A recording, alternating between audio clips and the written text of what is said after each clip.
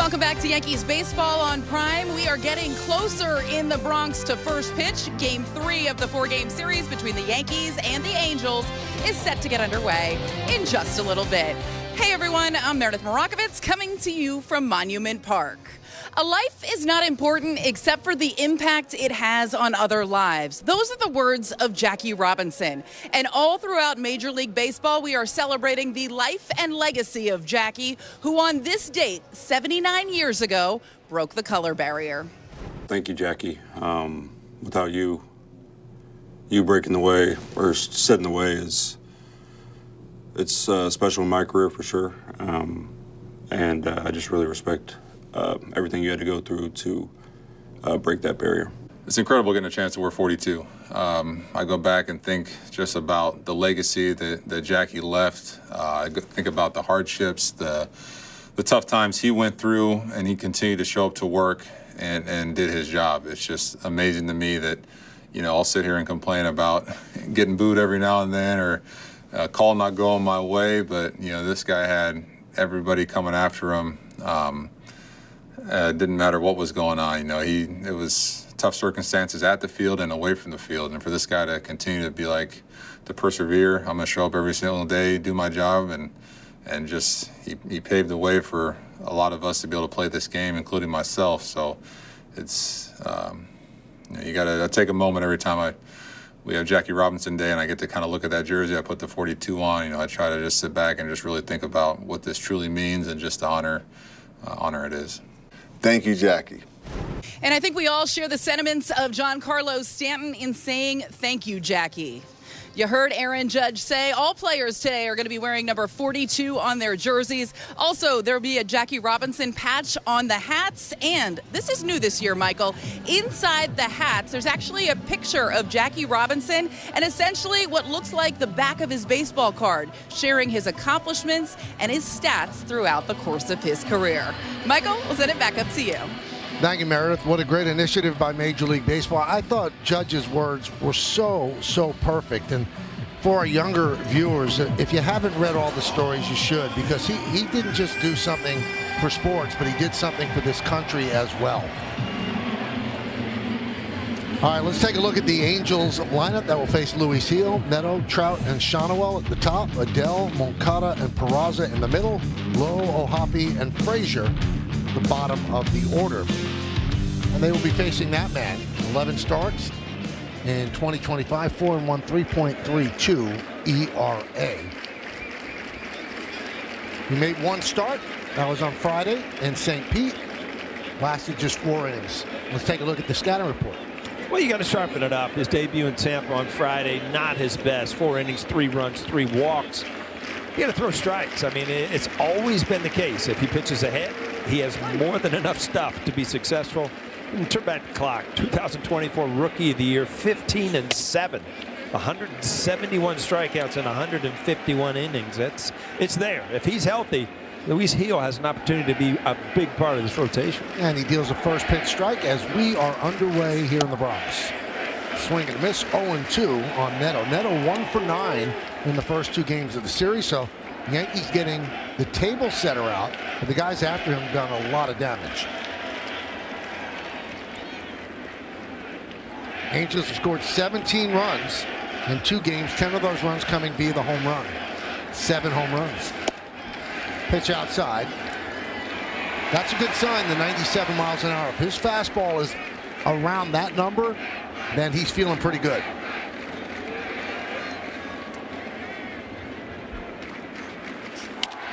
That one is clubbed down the left field line. It is a fair ball, and it bounces into the seats. A leadoff double for Neto. Well, this has been the Angels since they walked into Yankee Stadium a few days ago. They get behind in the count, they fall behind, and then they wait for a mistake, and that's a mistake. A hanging slider ends up bouncing right inside the left field line for a leadoff double, and it's just time and time again, Yankee pitchers have not been able to put the Angels hitters away. Especially this guy, Mike Trout, 3 home runs in the first 2 games. Neto, big lead off second. High fly ball right field. Judge back. He has room. makes the catch, tagging Neto. Here's the throw, and Neto goes back. Throw comes all the way to third. And he was deep and right there, Paul. Yeah, he kind of laughing because he kind of threw it a little higher than he wanted because it was not able to be cut. But Neto knows Aaron Judge not only has a good arm, he's extremely accurate. Everything fundamentally is perfect. Stay back, run, catch, go towards your target, and stay on top. A very true throw. Time and time again. So they retire Trout. Here's Nolan Shonowell.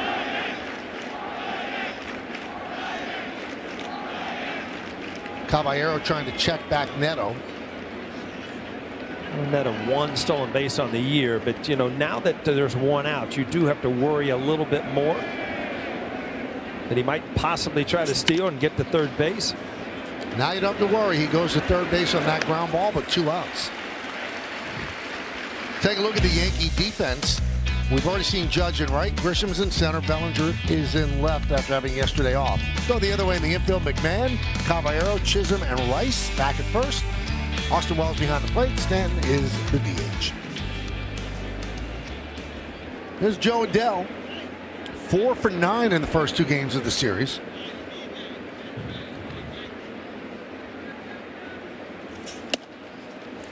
And the pitch high. Well, this is a really good opportunity for Heel to pitch his way out of a leadoff double. When you talk about a confidence builder to walk off this mound, if he can save this run. Slider misses outside, 2-0. Angels are 9-9, and the Yankees are 9-8.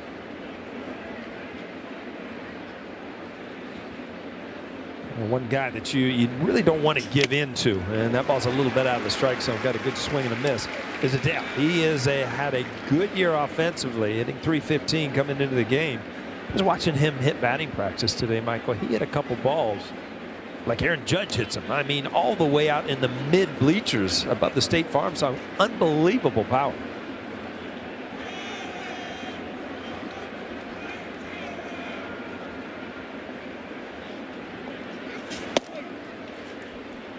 Umpire behind home plate is the crew chief, Lance Barksdale. He's considered hitter friendly, and it's pinned too. He's had 12 calls challenged, just 5 overturned, fewer strikes up and down, fewer inside strikes on lefty batters, and Lance in his 27th big league season. Fly ball, left center, Grisham there, makes the play, and he works around the leadoff double as the Angels strand 1 and the Yankees come to bat. For the first now, it's the Yankees' turn against Jack Kohanowitz. Take a look at the Yankees starting lineup. Trent Grisham will lead off. Batting second, first baseman Ben Rice, and Aaron Judge will hit third. Cleaning up, Cody Bellinger. Giancarlo Stanton bats fifth. It's Chisholm in the number 6 hole. Then the bottom third of the order, Wells, Caballero, and McMahon. So let's take a look at Kohanowitz and what he's about. His numbers much better than they were last year. This will be his 4th start, 2-0, with a 3.24 ERA. Yeah, his lifetime number's not great, but he's off and running this year. Good start to the season, 2-0, and he's coming off a great start in Cincinnati. 7 innings, 2 hits, and only gave up 1 run, and he will pitch to contact. 55% ground ball rate, which is 3rd in the American League. Only 12.8% strikeout rate, which is the lowest in the American League. And more soft stuff. He's throwing more change-ups, and he's using a higher angle of his arm, which makes all the sense in the world to me. He's 6'7". The higher you get your release point, the harder it is for a pitcher or a hitter to pick it up. And the righty deals. And what directly over the top is doing for him is making his changeup better. Because when he dropped his arm a little bit, it's harder to throw the changeup that way. So now he's got that pitch to offset his other pitches as well. And it's worked, Paul, because last year he had a 6.81 ERA. And that was the highest for any major league pitcher who threw 100 or more innings. Yeah, height is an advantage as a pitcher. I mean, you're so, you talk about the window. Grisham had a little ground ball there. Easy first out. But you talk about the little window that you kind of pick up the baseball release point wise, and all of a sudden you throw a guy who's 6'7". It's a totally different way. You shut the other window and try to open up another one, and you're really not used to it. And the Angels, as a pitching staff, raving about their new pitching coach, the veteran Mike Maddox. Maddox really knows his stuff, and he's had success at a lot of stops in the big leagues. Here's Ben Rice. 1-0. Yeah, Mark Gubicza, good ex-pitcher in the major leagues, does their television, and he was in here earlier talking about it. He's talked about staying tall. Use it as an advantage. I mean, pitchers understand release points can mean a lot. Nice play by Neto. Took a base hit away from Rice. Take a look at the rest of the Angels defense. Lowe, Trout, and Adele. Just saw Neto. Frazier's the second baseman, so that's your keystone combo. Peraza at third, Shawano at first, Ohapi behind the plate, Moncada the DH.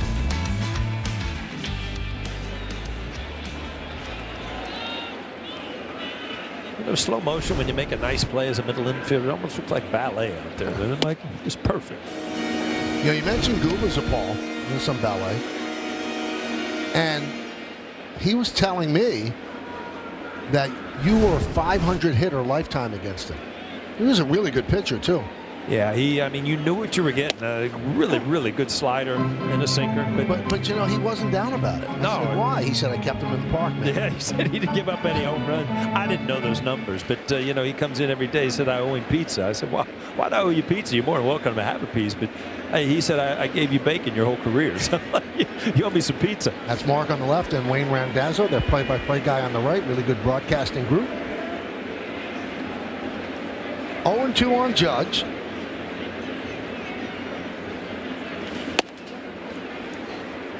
One and two. We got 6'7" against 6'7", right? Aaron Judge. Somewhere my daughter's on 6'7". 6'7". Yeah. 1-2. Drill deep to right field. Going back Adele. Track. Wall. See ya. Into the Judge's chambers. A long home run the other way. And the Yankees lead 1-0.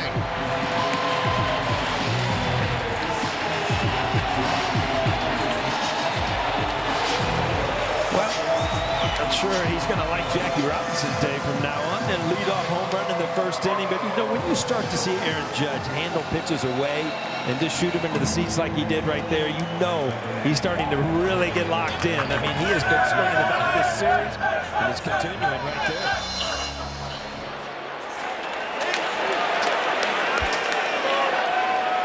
Here's Bellinger.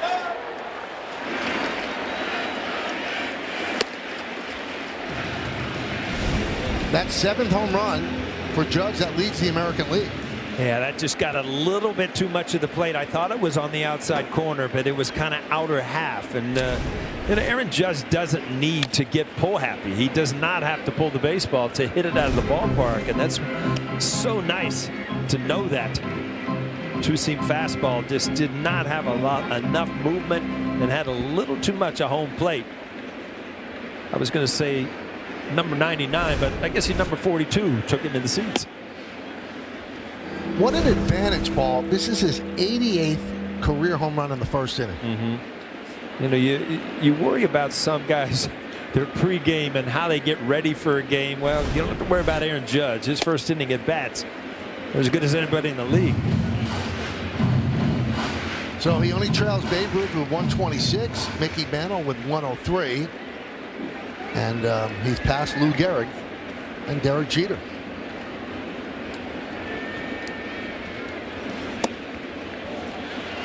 And there's a walk to Bellinger.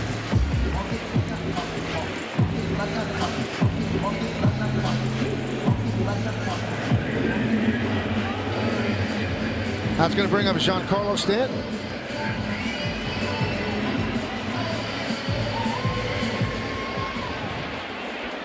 Michael, you better know the players by face tonight. Yes, you do. You can't rely on the number. Huh? Everybody's wearing 42. And there's a strike.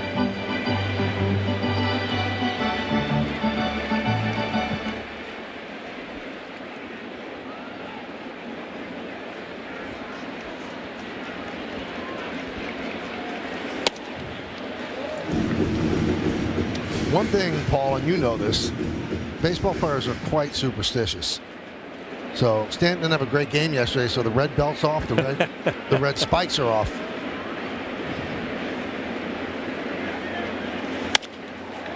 Fights it off and fouls it off. So a couple hits last night. We're still sporting the red tires. That's what you're saying? I would think so. Yeah. All right.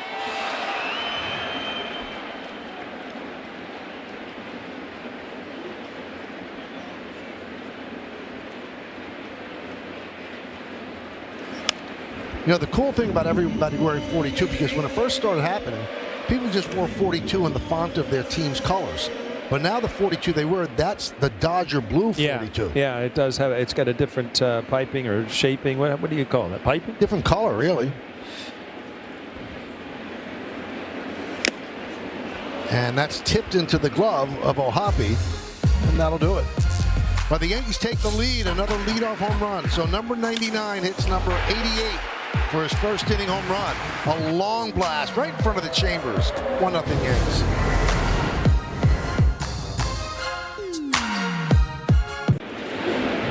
We go to the second inning. Yoan Moncada will lead off against Louis Seal. Yankees have a 1-0 lead on the Judge home run.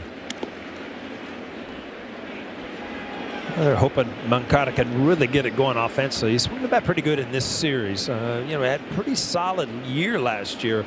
If you break it down, they had 14 home runs, but he only played in like 83 games. He hurt a thumb, then he hurt his knee, so he didn't have a lot of action. So they're hoping that a full season, he can throw up some big numbers offensively. First two games, 4 for 9. Angels have a little pressure. People on the Angels feeling the pressure. Their new manager, Kurt Suzuki, 1-year contract. Perry Minasian, the head of baseball operations, 1 year left on his contract. So they know they have to produce in order to stay here. And Minasian and Suzuki tied together. Suzuki worked as an assistant to Minasian in the front office, and then surprisingly got named the manager. Fly ball. Grisham drifts over. 1 down. Now, Heel's first start, it was against the Rays. We'll take a look at the Arsenal on StatCast 3D by Google Cloud. Well, the four-seam and the sinker, that to me are his bread and butters. I mean, he needs to throw those for strikes. If you want to show a changeup, great, to a lefty. You want to throw sliders off the plate for strikeout pitches, great. But you cannot miss with that slider out over the plate when you have that good of a fastball. Peraza with a fly ball to right center. Drifting over his Judge, 2 down. And Meredith, you spoke to Louis Heel the other day. Michael, looking at that first start, one thing he was not particularly pleased with was his command. He had 3 walks in that one. Never really felt like he was in a great rhythm on the mound. He said he went back to the drawing board and kind of tweaked his mechanics a little bit. Nothing major, just fine-tuning it a little bit that he thinks will serve him well tonight. Another thing, he wants to continue to try to be aggressive on the mound. That's one thing Matt Blake talked a lot about prior to that first start, and you noted it, Michael. He'd already seen his fastball at 97 miles an hour. We just saw a 96. On average, that fastball was 95.1 in that first start. Something Joe Girardi noticed as well. He gave up a home run on a slider and then threw his fastball softer. I mean, when you start messing around with other pitches, a piece of hitting there, shooting the ball over to the left side, you start messing around with a lot of pitches. I think it takes away from your fastball. I'd love to ask David Cohen this because, you see guys working on cutters or tweaking their two-seamer, and all of a sudden you've lost the gift that you have, and that's the 97, 98 mile an hour fastball, to try to invent other pitches.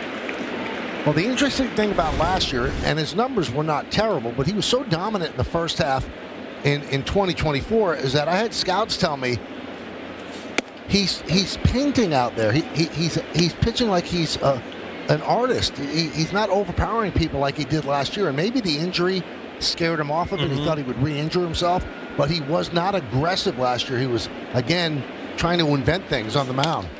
Yeah, there's certain pitchers that have to pitch perfect, and because they don't have the velocity, they don't have the great stuff. So, they're control pitchers. Well, he was not that type of pitcher. I mean, he's a power pitcher at heart, and you can use a lot of the plate, not just the corners, with that kind of stuff. 1-2 on Logan O'Hoppe. They've held down O'Hoppe 1 for 8 in the first 2 games. This is a 4-game set. Heel has thrown 7 of 8 first pitch strikes.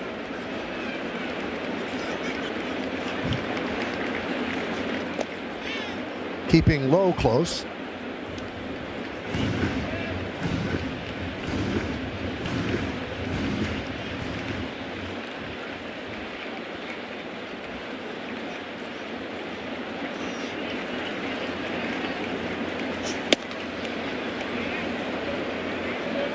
Two and two. 2 outs, 1 on. Couple of hits for the Angels already, but the Yankees lead 1-0 on the Judge home run. Runner goes. That one's popped up and out of play. Shonowell is going to take a chance with 2 outs. Oh, I'm sorry, Lowe. He's got 1 stolen base on the year, but with 2 outs, you know, you try to get a little better jump, better leads, and give an opportunity the hitter to drive you in from second. Ground ball, McMahon. And that'll do it. In the second, Angels strand 1. We go to the bottom of the inning. It's 1-0 Yanks.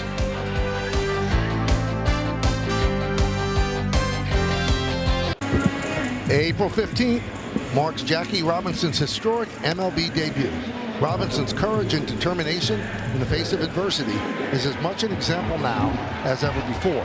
Join baseball in commemorating Jackie Robinson Day and visit MLBtogether.com/42 to learn more. What a quiet and dignified tribute by Jazz Chisholm to Jackie Robinson. The way he's wearing his pants, loose and blousy, just the way Robinson did. Nice touch by Jazz to do that. He usually wears his uniform quite form-fitting, but not tonight.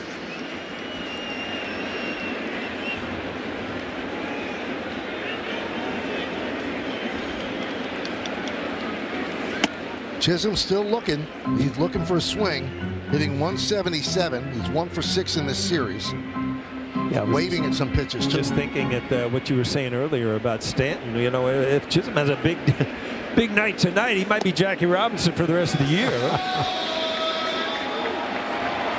That's how Jackie wore the pants, as you can see. And Jazz loused up right around just below the knee. So 3-0. And a strike from Kohanowitz.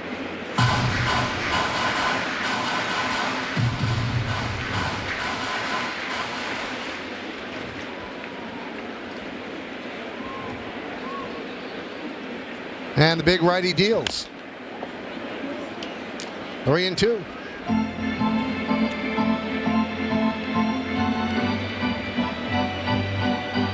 Austin Wells on deck.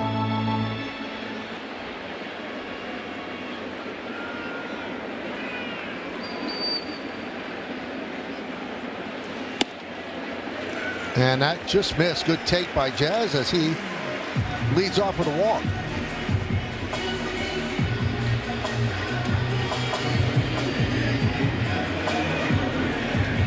Wells, 2 hits and 6 at-bats and has 2 walks in this series.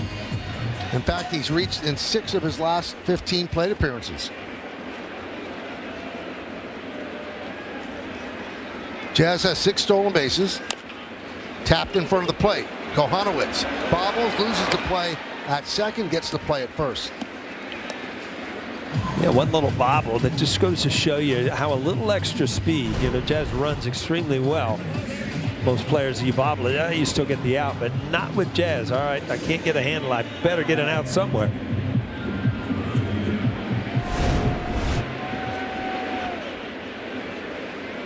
So here's Caballero.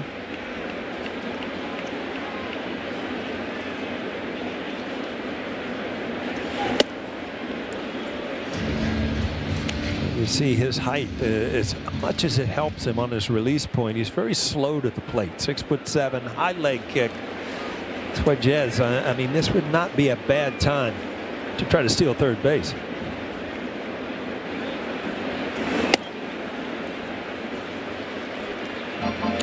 2-0.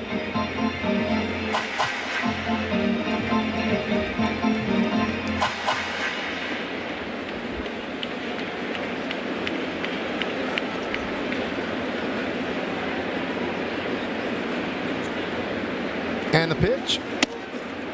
3-0 on Caballero. Well, case in point, he is really taking a long time, to throw the pitch, to hold Jazz close. He's almost lost the hitter. Caballero with 3-0 right here.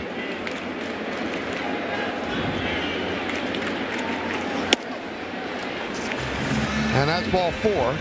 That's the 3rd walk so far in the game for Kohanowitz. Did I read last night? I don't think the Yankees had a walk last night, right?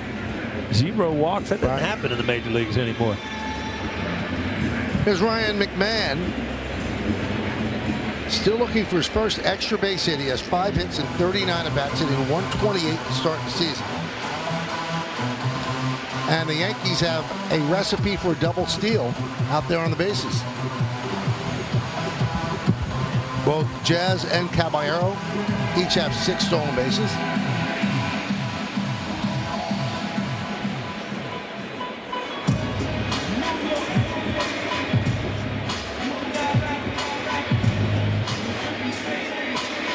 I had to take a second look there. You seldom see Aaron Boone with a jersey on, right? But with the Jackie Robinson number 42, everybody.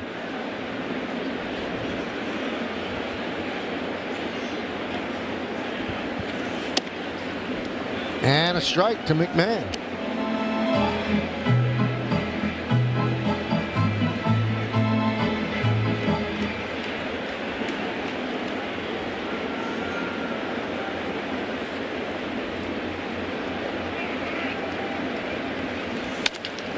Ground ball and a great grab there by Frazier. Turns it into an out and saves a run as the runners move up 2nd and 3rd, 2 outs. Yeah, you're not going to know how this inning plays out until we look at this at bat. But this saved a run and possibly a big inning. A great play there by Frazier to keep that in the infield and get a huge out.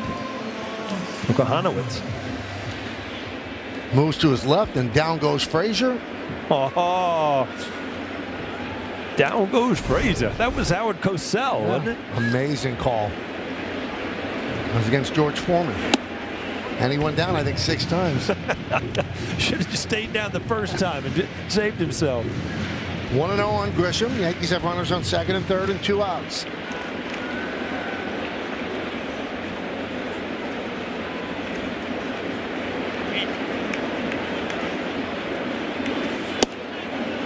Strike, 1-1. You came to the ballpark today with that on your mind. Down goes you're thinking, I just hope this guy dives for one. I did not come to the ballpark thinking that. Really? Yeah, I can't even tell you what I was thinking. Coming to the ballpark.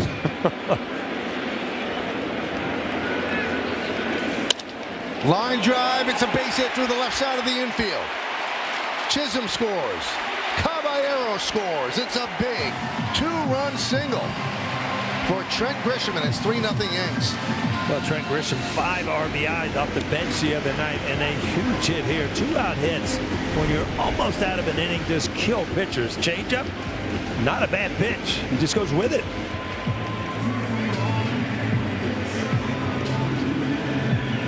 Anytime you stay with that changeup, you have such a tendency to be out in front and kind of roll it over. He stayed through it, shot it through the left side.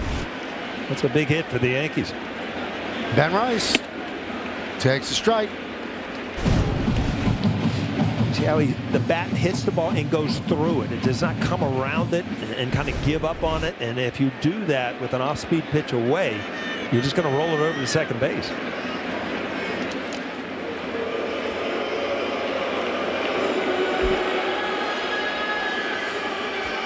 The Yankees up 3-0.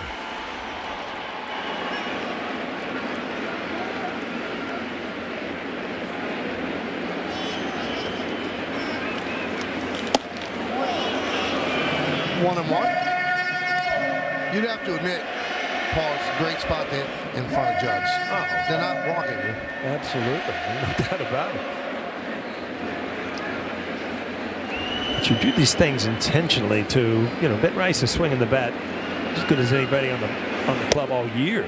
So to have protection where you just can't pitch around him, great opportunity for Rice and the Yankees.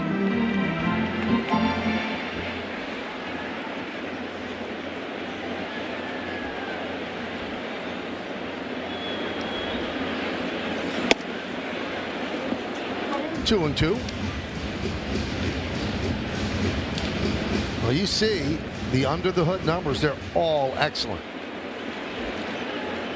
Hard hit rate, tops, 100 percentile.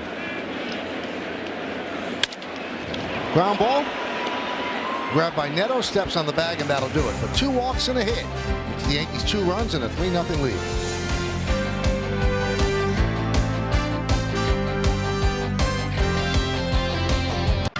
It's time for How About That, right, Mel? Of course, about Jackie Robinson, first UCLA athlete to earn varsity letters in 4 sports in 1 year: baseball, basketball, football, track. Wow. First Black Network TV sports analyst hired by ABC for the Major League Baseball Game of the Week. That was in '65. And his older brother, Mac Robinson, won the silver in the 200 meters at the 1936 Berlin Olympics, finishing just a smidge right behind Jesse Owens. That's pretty cool. Yeah. I mean, they had some athletes in that family, huh? Unbelievable. 1-0 on Adam Frazier.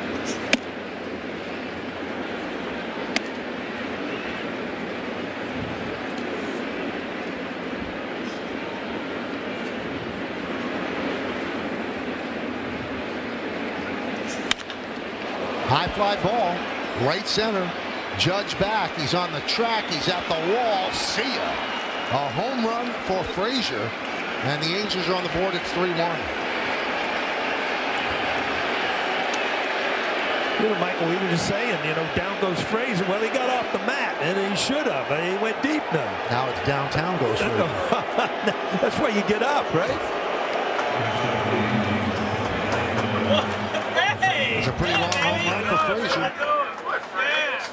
Well, Frazier, they love him as a player. At the bottom of the lineup, just because he makes a ton of contact. He will a few home runs. That ball right there. See Austin Wells reaching for it. Didn't quite make it to the catcher's glove. Pitch to Neto upstairs.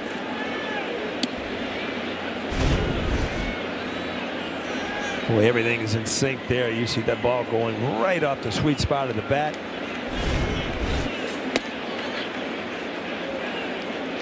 One and one. Neto doubled down the left field line in the first inning. Was stranded at third. Ground ball. Caballero.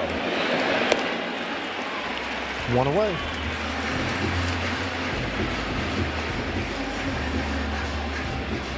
Now, we told you the Angels are 9-9. Check this out, Paul. They've been 2-2, 3-3, 5-5, 6-6, 7-7, 8-8. The only one they missed was 4-4. Well, it looks like they're on their way to 81-81 Which is year. not great. No, that's not going to get you to the playoffs. There's a strike to Trout.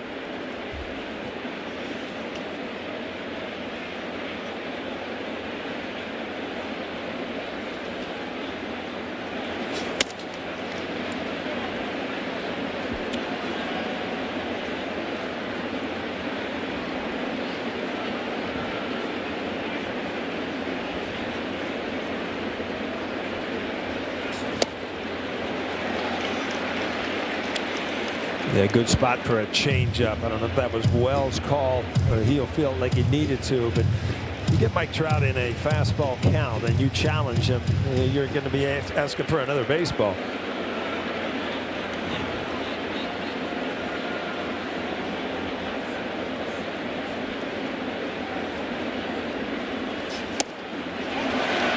And Mike Trout down swinging. Yeah, back-to-back, really good changeup. Great movement down on both of them. I think that Mike Trout does sit off speed with 2 strikes, but off speed meaning a breaking ball usually.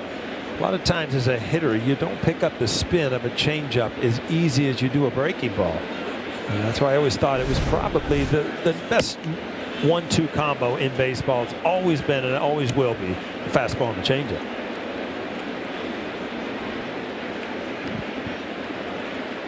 One 1-0 on Shawnuel. You know, we joked around about them being 81 and 81, right? They've had 10 straight losing seasons. They have not had a winning record since 2015. Nice play by Jazz. Gets up, fires, got him. Put a star next to that one for Jazz Chisholm to end the inning. So Frazier gives him a run, and it's a 3-1 Yankee lead. But Jazz stopped them right there to end the inning.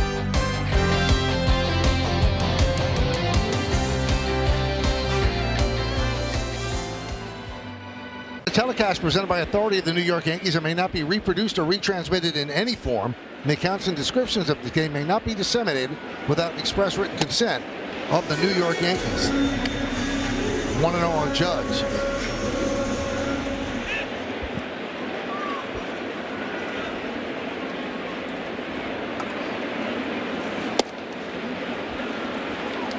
So Judge hit his 7th home run of the year in the first inning, and it was the opposite way. First opposite field home run of the year for him. He's pulled 5 and 1 to center.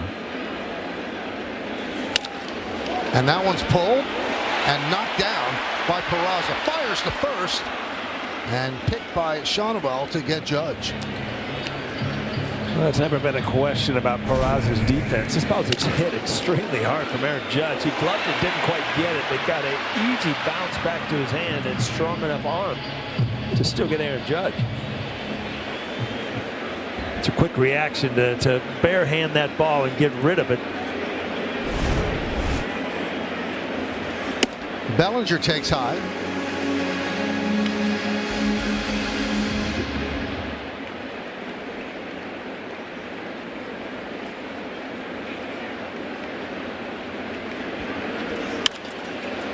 Skied the other way. Bellinger walked in the first inning. In this series, 1 for 5. He had yesterday off.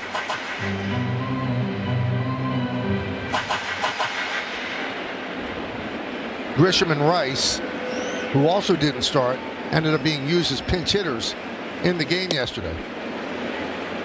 And Bellinger had a bat and actually was sniffing the end of it, but he never did get up to the plate.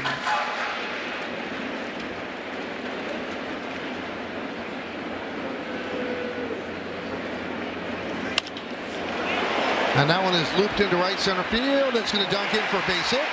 It gets past Adele. Backing up is Trout. But Bellinger gets the second with a double. That's hustling out of the box and a good read. As soon as Cody Bellinger saw that Adele had got by him, he did not hesitate. And again, the play is in front of you as you're running down first base line. As soon as he doesn't come up with it, chances are you can just cruise into second base, which he did.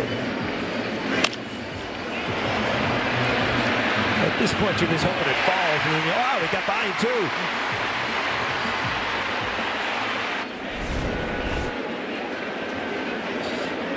We talked game 1 where Adele has really worked on his defense. That's always been kind of a question mark. His power, his offensive numbers, they always felt like we're going to be fine. But defensively, he's been pretty solid this year.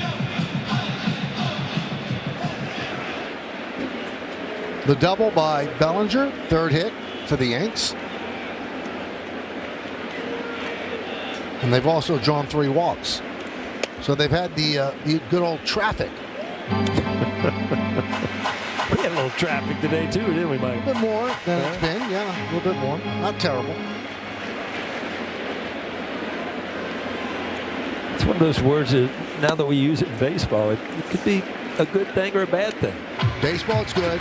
Deegan, it's bad. Deegan is horrible. I know when I get through all the game notes and I'm not even on the Deegan yet, coming from Westchester, it's a bad day of traffic. Not great. And Stanton strikes out for the 2nd time against Kohanowitz. 2-away. A high target, then right down the middle. Up with the fastball.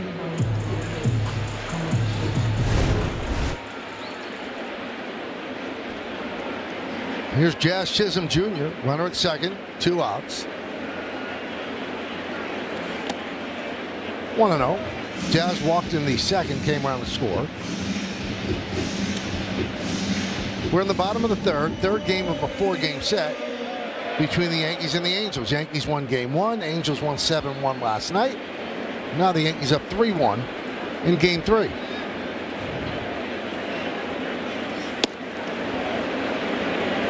One and one.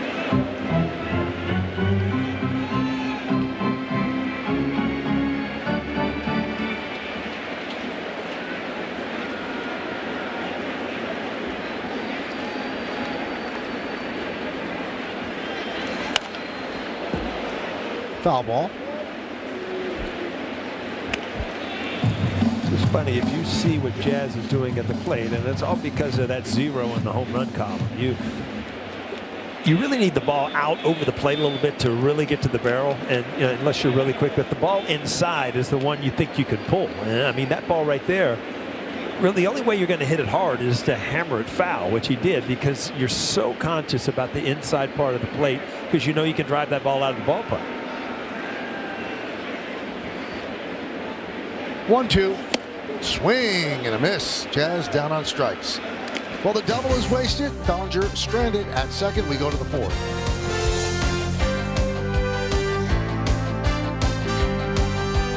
By Toyota, the official hybrid vehicles of the Yankees. Tonight's pitcher is of William, who is looking forward to his first game here at the stadium later this season. Hope you have a great time, William, and I hope it's soon. Use the hashtag Toyota Pinstripe Pride and post your pictures to social media to reflect your love for the Yankees. And you know what? We might spotlight you in a future game like we did Billy.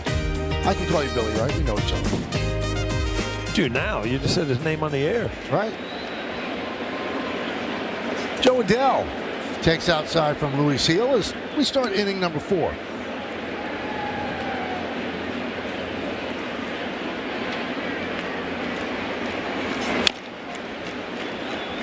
Can we try? I don't want to put you on the spot. Yeah. Can we tell the fist bump story? No. All right. So I've known Paul for over 35 years, and he spits out a story as we're sitting together before the game I'd never heard before, and it's life-changing when it comes to baseball. So, Paul, please tell us. You know what? I don't know if I'm the first. Right. But I'm telling you, I remember it, and then I saw a lot of people do it. So the first time I got a game-winning hit, right? Right. Mattingly headbutts me with the bill of his hat, splits my nose open. That's it. So now my hand hurts like 2 weeks later. Right. All right? And I hit a home run, and he goes to like slap me high five. Well, my hand's killing me. Right. So I tucked my fingers and I gave him a little fist bump. And from then on, Cap and I kind of fist bumped. So now I'm not saying I invented it, but I do remember being like the first one to do it. I'm saying you invented it right here. He invented the fist bump out of necessity. And that means if I did it, it happened a long time ago. Adell swings and misses all these years, and I've never heard you tell that story. Well, you were talking about something else, and that's the way my mind works. It goes back to a story about baseball. I mean, since I've been 12, that's about all I know. So he had high-fived you, and he hurt you by hitting you so hard, and so you're trying to protect it, and you closed your fist. And I just closed my fist and gave him a little sissy bump, and then it became like a cool thing. 0-1 on Moncada.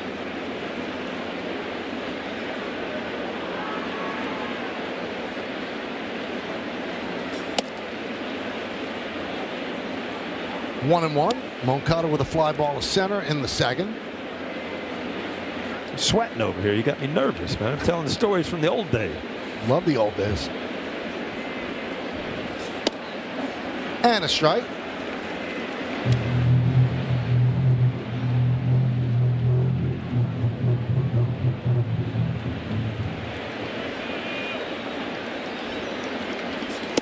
Swing and a miss. Moncada down on strikes. Now, from a great story from Paul, with Peraza coming up, Meredith has an equally great story. Well, Michael, as we know, he was signed by the Yankees in 2017 out of Venezuela, and he never really reached his full potential in pinstripes. Last night, however, 3 for 3 with a home run and a walk. Aaron Boone told me after the game, he absolutely killed us. He was right in the middle of all of it. Peraza was asked after the game if there were any hard feelings getting traded at the deadline, no longer being a Yankee, and he said, I get it. It's baseball, but it's also business. I'm with the Angels right now, and though a lot of my first memories were here in the Bronx, I'm happy where I'm at right now and every day. Now, we noticed the offense yesterday, something that we never saw consistently when he was with the Yankees. He did say he made a little bit of a tweak this spring where he changed his stance a little bit. That allows him to be a bit more in control of his body. We'll see how that plays out the rest of the season, but he did mention it is nice to be back, nice to see some of his former teammates, but he's very aware he's wearing Angels across his chest right now. Now, you Meredith, and remember, there was a battle between Peraza and Volpe. And Peraza won that battle in spring training, or Volpe won the battle and became the shortstop. And Peraza really never found his stroke ball. We mentioned this yesterday on the broadcast. You saw something there. You liked his swing. When he came, I'm like, wow, this kid is something. Because you didn't have to worry about his defense. It was all about his offense. And he had crushed a home run, stole a couple bases. I'm like, you're looking at a 30-30 guy that can play infield. I mean, this guy's going to do everything. And it just did not pan out. Full count on Peraza. He had a fly ball to right in the second. 2 outs on 2 strikeouts. 3 strikeouts on the night for Luis Gil.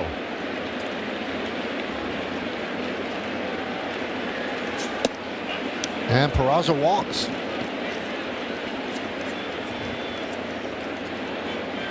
Will Warren, Luis Gil, and Oswald Peraza all out of the Yankee system. Talking about the minor league days, I'm sure. Talking about the old clubhouse. Much more fun to have a conversation in Yankee Stadium than it is in Double-A sitting on a wood bench. You know that?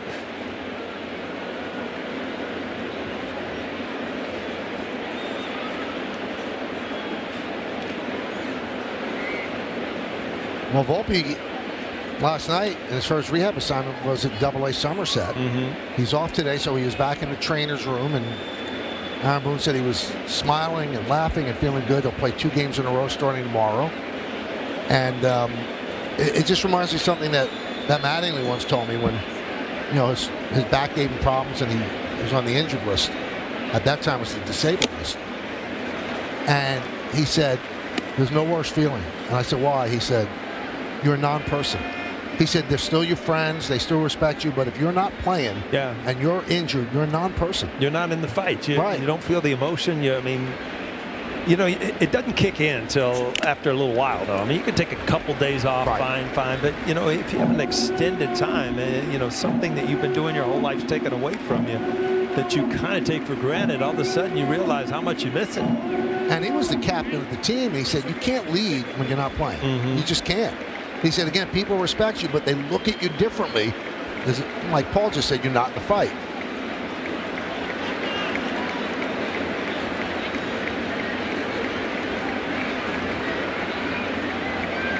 (0-2) on Josh Lowe. Chasing Peraza back. Yeah, Peraza is really in Gil's head. I mean, you see him really holding the ball. Peraza can run. He's only got 1 stolen base on the year, but in the minor leagues, stole over 30 bases a few times. Runner goes. Throw is high. Nice grab by Caballero. Keeping it in the infield, but Peraza with the stolen base. Yeah, a lot to do with that pitch. The changeup, which he has really thrown well the last inning and a half. It's kind of gone away from the slider and trying to get strikeouts with the changeup. A very good pitch, an easy pitch to run on.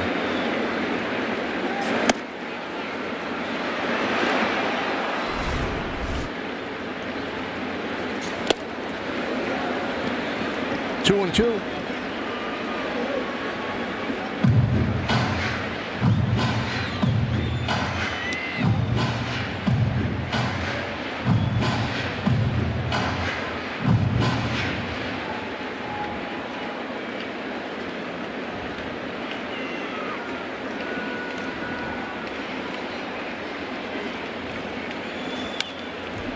Foul back to the screen.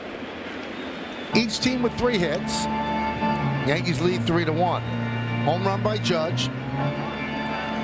And then a 2-run single by Grisham. And the run for the Angels, a solo home run by Adam Frazier.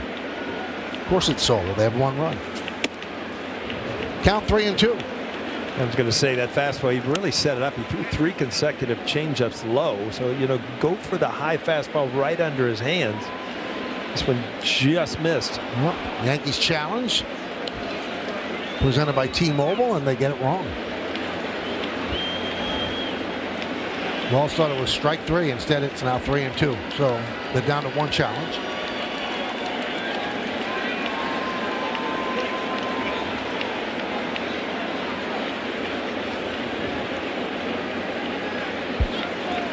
Peraza leads off second.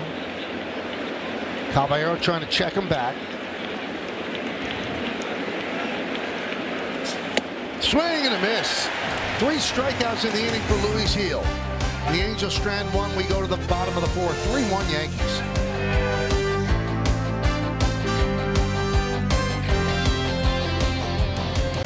Go to the bottom of the 4th inning. Yankees up by 2. 3-1. We face the bottom of the Yankee order against Jack Kohanowitz. Reed Detmers pitched so well for the Angels last night. Managers always go out of the way and say, pitcher did well. But Boone said, listen, I don't want to take anything away from Detmers, but we have to be better than that. And he shook up the lineup a little bit today. He said he just wanted to get a different feel. Yeah, I think the thing that frustrates Aaron Boone at times is the inconsistency. You go through a week where you can score at will, and then you go through a week where you don't ever think you're going to score again. And, the Yankees are too good of a team offensively to go through those ups and downs. Sure, you're going to have nights where you just don't swing the bat or you don't score, things don't go well, but you just can't be the best team on earth and then all of a sudden, not score a run in 5 days. 2-0 on Wells. Tap back to the mound in the second. And a strike.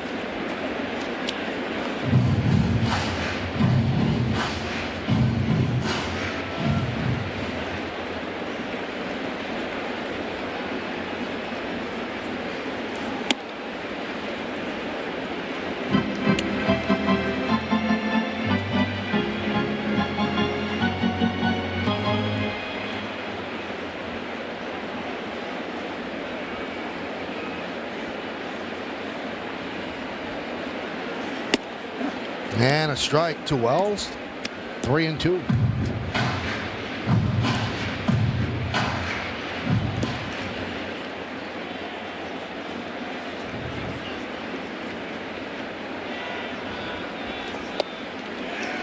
And he works the walk.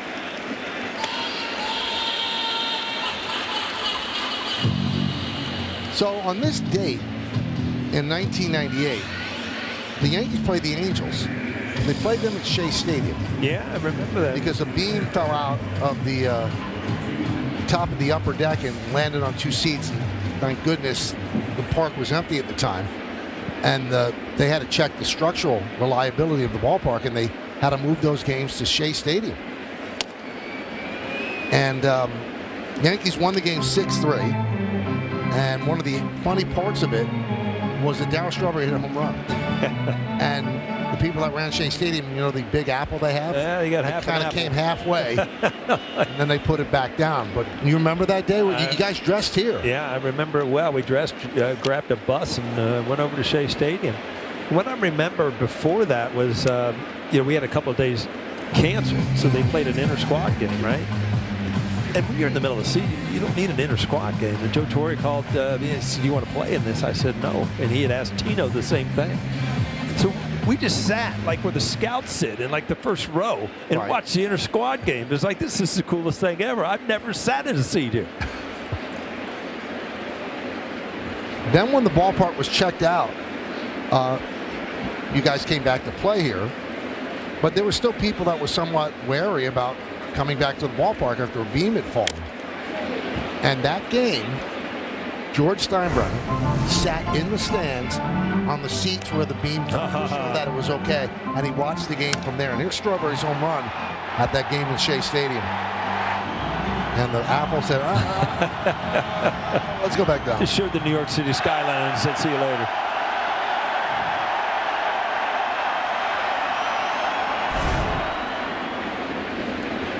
Boy, did you see the people in the stands? It looked like they had winter coats on. A little different day than we're having today. Frazier to Neto to first, and they double up Caballero. So let's go back, Michael. It's Jackie Robinson. I was just reading the story. So he breaks in Montreal, which is AAA for Brooklyn. Right? Hits a home run, his first, his first game. It's a 3-run homer, rounds the bases. Now you have the handshake of the century, kind of nickname, was George Shotgun Shuba. Who was that? A guy from Ohio that met him at the plate, was actually on deck to meet him at the plate and gave him the handshake at home plate. Imagine that was a big deal. Oh, it's amazing. Kind of get goosebumps thinking about it, right?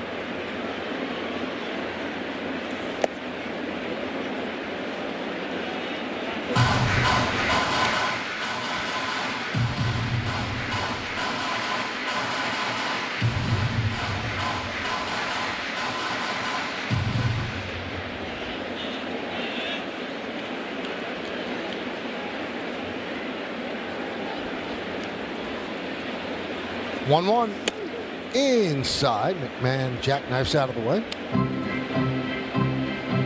And there he is wearing the Montreal jersey. Boy, that picture says it all. He was no longer kept out. 2-2.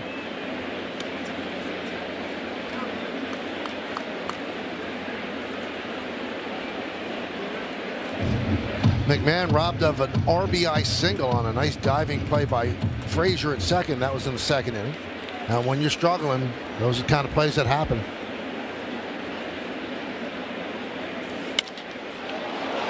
Skied left field, low in the corner, low makes the play, and that'll do it here in the fourth. Jackie Robinson with his teammates with the Dodgers. The man changed the game and a lot to do with changing the world.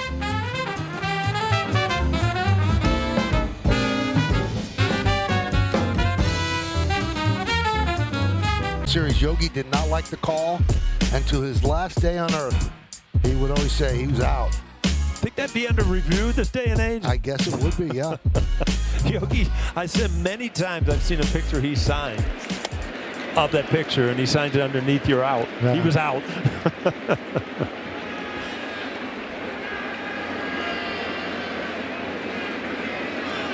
1-0 on O'Hoppe as he starts off the fifth, and that one is clubbed to left field. No chance for Bellinger. See ya. A long home run into the bleachers for O'Hoppe, and now it's 3-2 Yankees.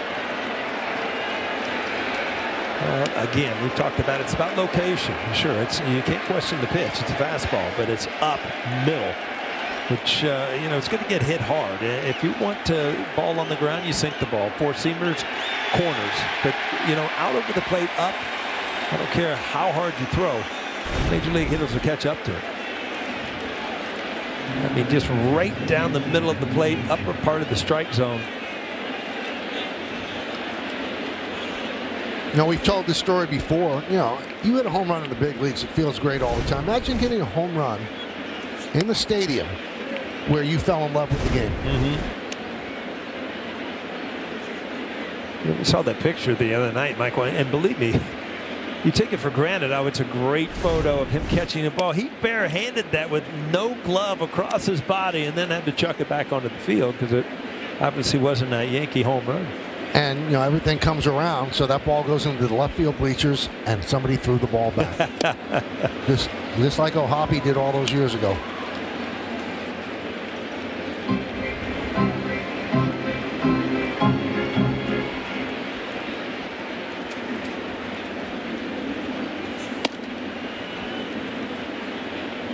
O'Hoppe's family is at the game today.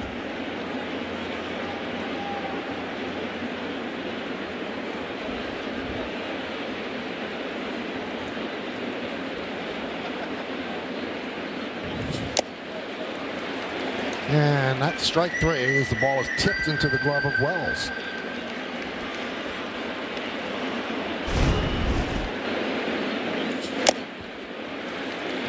The difference on the location, same pitch, four-seam fastball, but down the kind of inner half and just ticked. But you know, it's something you have to adjust to because it's not right down the middle of the plate.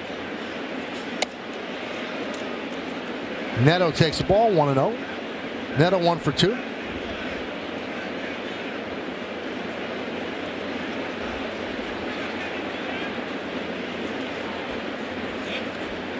Has something in his eye. So you played with Bernie. Oh, yeah. He did that a lot. How many times was it real? You know what? I think he did it. The first time possibly it was real, and he saw that he could get a timeout, so he would do it all the time. Get a little extra time. Saw yesterday, Bernie tweeted out that he was playing with Hootie and the Blowfish. Darius Rucker, huh? Played golf with him one time. Big sports fan, right? Yeah, huge sports fan. The Dolphins make him cry. I was going to say, he referenced a lot of sports, even in his songs. And a strike to Neto. Dolphins make a lot of fans cry. Batter is challenging the strike call. Neto's going to challenge that. ABS powered by T-Mobile. And gets it right. So that swings the count from 2-1 to 3-0.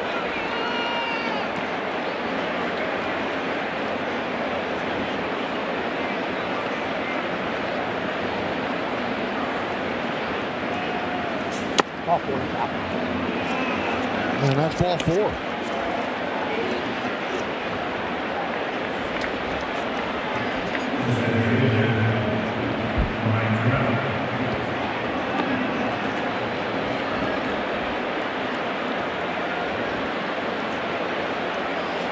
You know, Mike, in the pregame, you were asking, you know, what have they done wrong? And because Mike Trout's had some great swings, some big home runs, and this is what you don't want to do is put people ahead of him where, you know, you really can't pitch around him.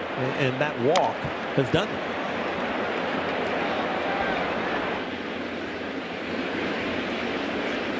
One on, one out. Trout 0 for 2 tonight.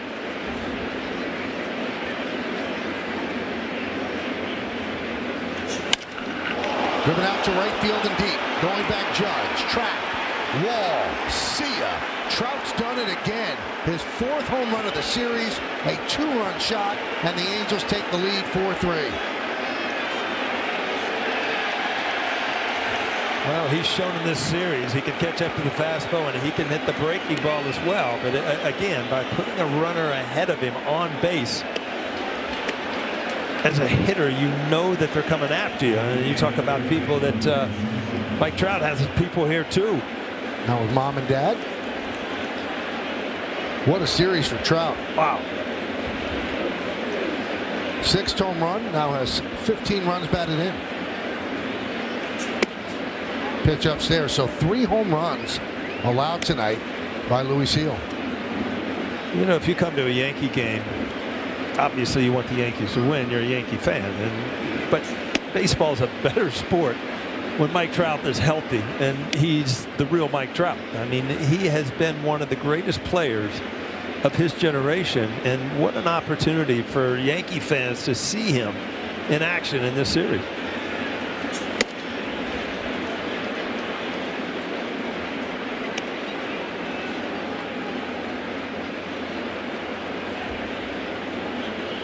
Brent Hedrick is up.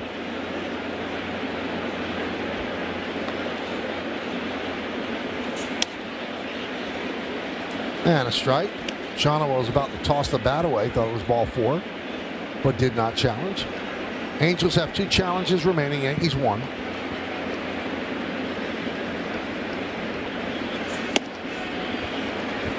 Good change up there. The count 3-2. Yeah, you know, you almost wonder if he could have gone to the changeup with Trout because he looked like he was sitting fastball all the way. But since the 2nd inning where he got a couple strikeouts with a changeup, that's been his best off-speed pitch. The slider has not been real sharp tonight.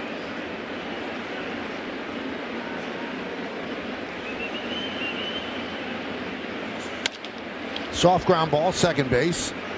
Chisholm. 2 down. Well, the four-seamer, and again, you're going to see just middle. And Mike Trout just too good of a hitter to try to get away in a hitter's count with a man on first base with a fastball right down the middle.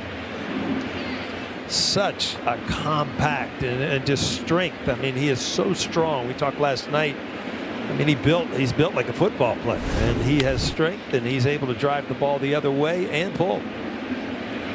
Joe Adell fouls it off. So the Yankees, after 2 innings, they were leading 3-0. But the Angels get a run in the 3rd. Now 3 here in the 5th, and the Angels lead by 1, 4-3. Yeah, we were talking earlier. I told you I couldn't believe some of the bombs that he was hitting. And let's watch the parents. Here's what you do when your son hits a home run.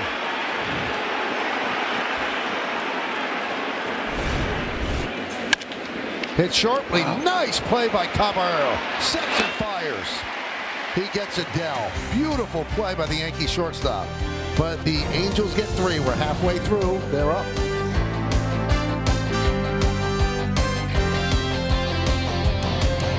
Turn to Prime next Wednesday to take on the Red Sox. Don't miss a minute of Yankees coverage beginning at 6, only on Prime. I with the game will be from Fenway Park. Jackie Robinson Museum. Jack Curry did a great piece on that on Yes. Just a wonderful, wonderful place. So much to see, so much to learn about the life and times of Jack Roosevelt Robinson.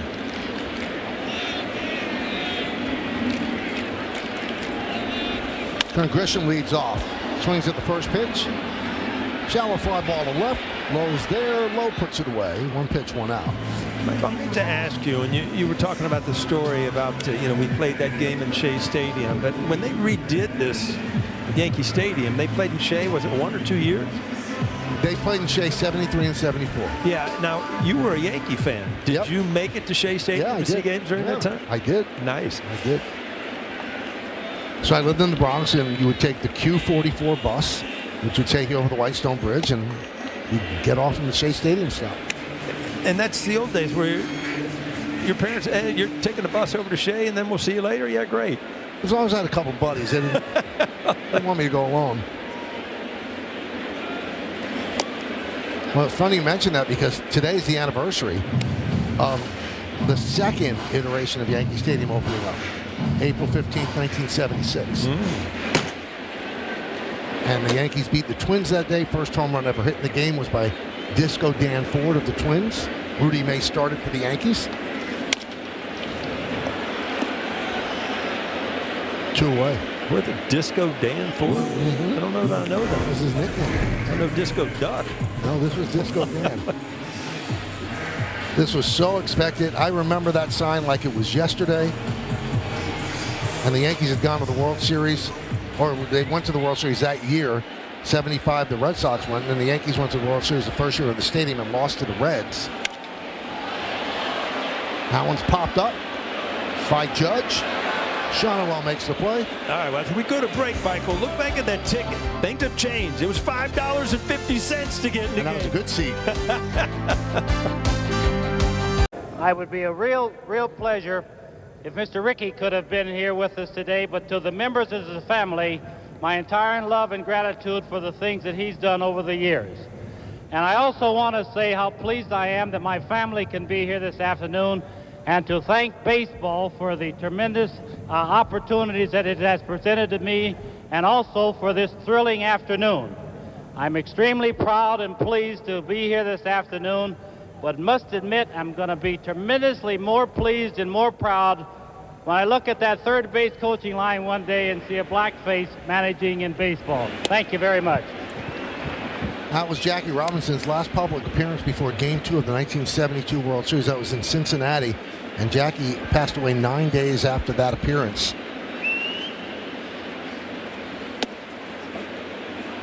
New pitcher for the Yankees, Tim Hill. And there's some symmetry that he makes that speech and says about having a black manager in a dugout one day. It turned out to be Frank Robinson for the Indians. And it was in Cincinnati that he was heckled just terribly and got death threats. And there's a famous photo, and also it was featured in the movie 42, where Pee Wee Reese put his arm around Jackie Robinson. And in the movie, I don't know if it's apocryphal or if it actually happened, he said, "Today we're all number 42." And Pee Wee Reese was from Kentucky, and a lot of his friends were upset that he did that, but he felt it was more important to do that.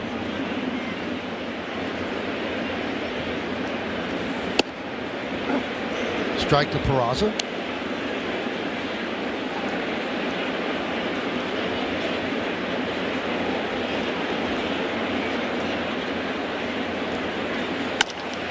Off the glove of Hill, caroms out to Caballero, and he'll get Peraza. Well, Tim Hill does come in as the Yankees make the call to the bullpen, brought to you by Taco Bell. Well, Tim Hill does what he usually does. Comes out of the bullpen, gets a couple ground balls. That one ricocheted, luckily, to the shortstop, Caballero. It would have been a base hit. And Peraza has good speed, so it all had to be handled quickly, and they certainly did that. Lowe tries to bunt.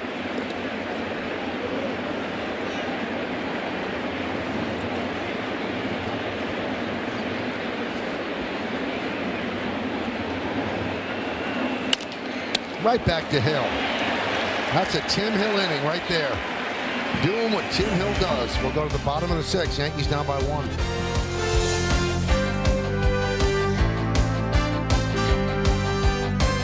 Time All-Star, Olympic gold medalist, NBA champion, and architect of championship dynasties. This documentary becomes both eulogy and reckoning, an examination of the man behind the logo. Jerry West, The Logo, premieres tomorrow, April 16th, only on Prime. That I'm watching. You know what? I was thinking the same thing, because the more I read about his career, it wasn't all happy times. No. I mean, he had some problems, but what an unbelievable player.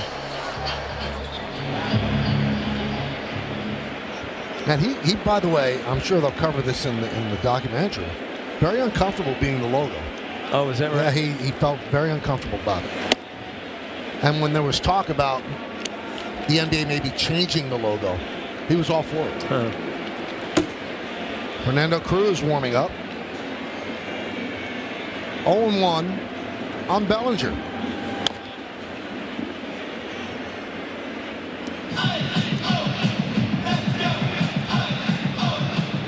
They say the MLB logo, which is behind home plate right now, is actually Harmon Killebrew. Yeah, Harmon Killebrew from the Twins. But the brilliance of that logo, if you take a look at it, Paul. Grounded to first, diving stop by Shonowell. And he flips to Kohanowitz, and they get Bellinger, although Bellinger is pointing to the dugout, thinking he might have been safe. Let's see if the Yankees challenge. Well, he's walking back to first base like he knows he's safe, but they said no. No. You know, Anaheim, on paper, coming into this series, he just barely got the base. That's what he was thinking about. But coming into this series, I mean, one of their glaring weaknesses was their defense. And, you know, they have made some plays this series.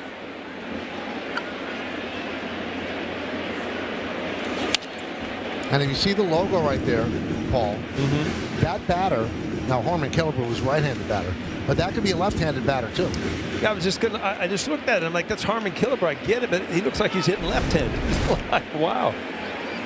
It's like that the famous paintings, and I never understood this. How you go and see somebody really, a great artist, and the picture, you move around the room and the thing's still looking at you. It's like, wait a minute, your eyes can't move. You're stationary.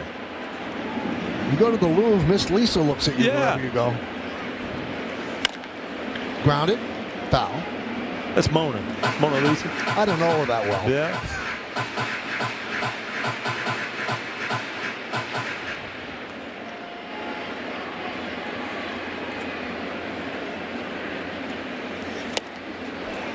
Tough night for Stanton against Kohanowitz. He strikes out for the third time.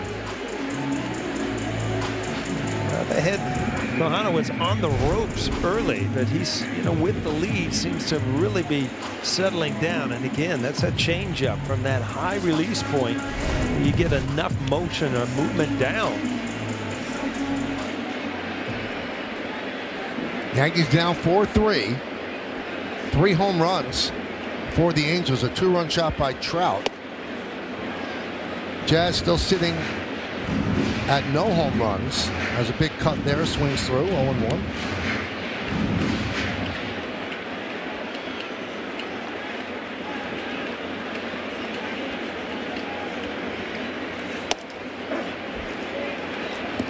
Crowd of 41,019. Announced crowd here at Yankee Stadium on this Wednesday evening.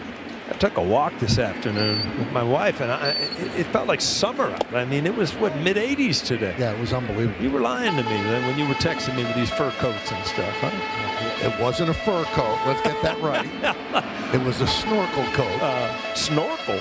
You know, the big hood with the fake fur around it. Oh, so there was a little fur on it. So. Fake fur.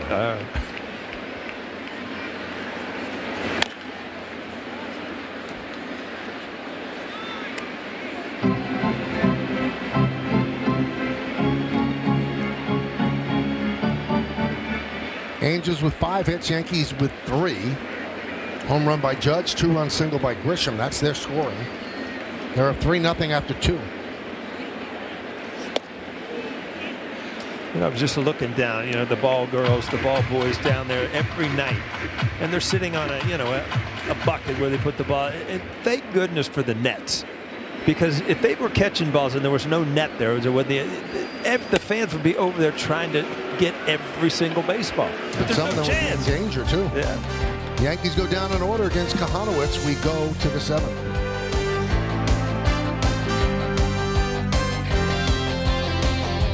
Yankees hockey jersey night back for 2026. Come out to Yankee Stadium this Friday, April 17th, when the Yankees take on the Royals. First 18,000 guests in attendance receive a Yankees hockey jersey, courtesy of StubHub. Tickets going fast, so get yours today at Yankees.com.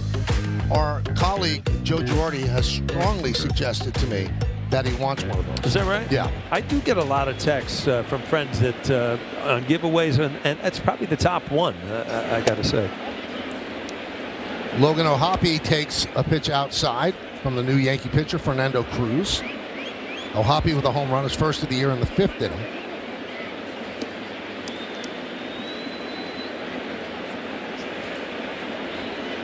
Well, you have 2 kids, so I usually give the giveaways. I give mine to you because, I know what it's like to walk in with one present with 2 kids. So I'm going to have to leave you hanging because I'm going to have to keep it for Girardi. And also your grandchildren. Well, they're a little big. Okay. That jersey's a little big for my tribe at this point. 2-0. You mentioned the price of the ticket we showed for the opening of Yankee Stadium, the second Yankee Stadium, and that was in 1976. And don't ask me how, Paul, but I think I actually had my parents drive me to the stadium, and I went to the advanced ticket window, and I had a ticket to that game. Last row of the upper deck, $1.50. $1.50. And that was like, I was going to go to the new Yankee Stadium. It was so incredibly anticipated. But the biggest deal was check swing, slow roller, going to be a tough play. Jazz Chisholm makes it. They talked about the whole time it was being built. They were having a video board in center field that actually showed replays. There's a Loge box, 550, right? And that's all I wanted to see. I could, because the old scoreboards, they'd have numbers, right, and the team's names. And I remember I came in on the left field side, and I kept craning my neck to see the scoreboard in center field, and it said, "Welcome to the new Yankee Stadium." And that's all it said the entire day. It was broken. That's all. That's awesome. That's funny. Fly ball, center field. They retire Frazier. Remember the first big screen televisions and everybody goodness. You had to get a crane to get it out of the house. It was like, and it was as deep as it was wide. You needed a whole block of a wall taken out. And you'd have to open it up to change tubes. No more. And the cool part about that day, throwing out the first pitch was Bob Shalke, who threw the first pitch in the original Yankee Stadium. You got more stories tonight than anybody. It was that's a day that sticks with me because it was such a big deal. And I can't believe it was 50 years ago.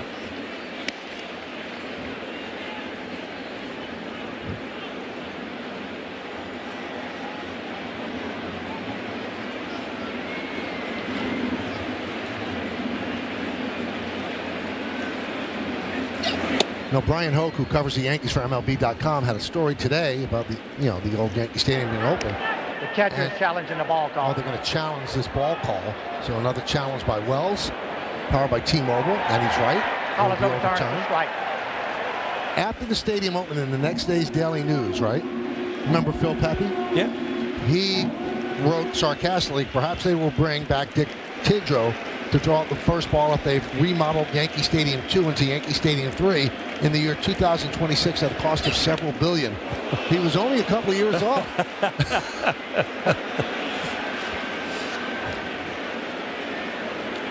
So he will reach first base. You don't want to do that on an 0-2 count, 1-2 count. Yeah, I mean, this is a split finger, and it just got away from him. See, it just slipped out of his hand. And, if you're going to get hit right there in the buttocks with a split finger. Still leave a mark. So the tail of the tape are the two heavyweights, two guys going to the Hall of Fame, two guys with 3 MVPs, two guys with Rookie of the Years, two guys with the identical career batting average of 293. They've both done quite well in this series. The first game, they both hit 2 home runs, and today they both have a home run. And greatness, I'm sure, admires greatness, so they realize what they are and what the other one is. Yeah, and I would assume that, you see Aaron Judge get off to a good start, hit a home run, and then you see Trout hit one, and all of a sudden it does become a little competition just because you're the big names in the game today. Well, let's take a look at the home runs for those guys at the Spectrum Exit Velo. So today, Judge was 105.7 and Trout 102.8. Here's Trout, 4 home runs in the series. That's why the hit by pitch on Neto was so huge. You mentioned this in the 5th inning. They walked Neto, and then all of a sudden you got Trout coming up with a man on base. And I can remember Trout's at bat against Cruz in Game 1 where he really did not even offer it to split finger. Cruz could not control it. So, this is a different day, obviously. So that's a good sign to get ahead where, that split finger, you can get a swing and a miss outside the strike zone. Very hard to get to that pitch if you can't get ahead.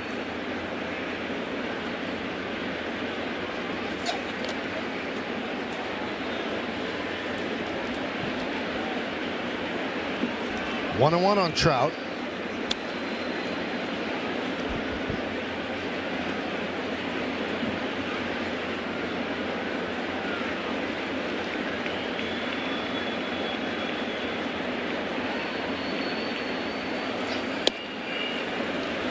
Now 1-2. Now, what do you think, Paul? He sits fastball. You think with 2 strikes he sits off speed? I think he sits off speed. He's so quick inside that he doesn't worry about that pitch. Most players have to guard inside, but he is so quick that he can kind of sit off speed away.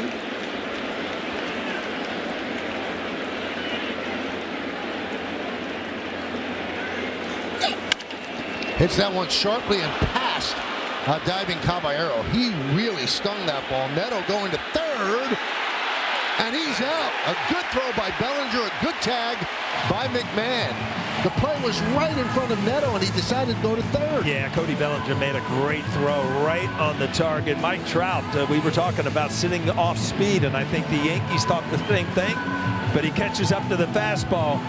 Neto down with a great throw from Cody Bellinger.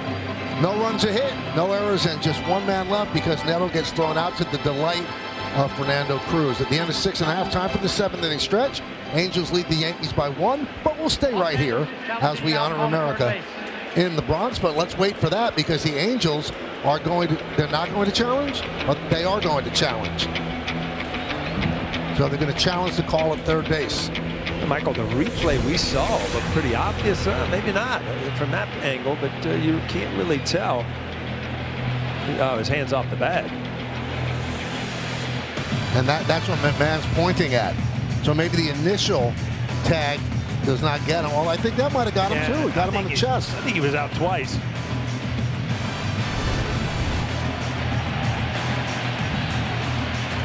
Neto yelling, he pushed me off. A swipe tag. It didn't look like McMahon intentionally. He kind of just held the glove too.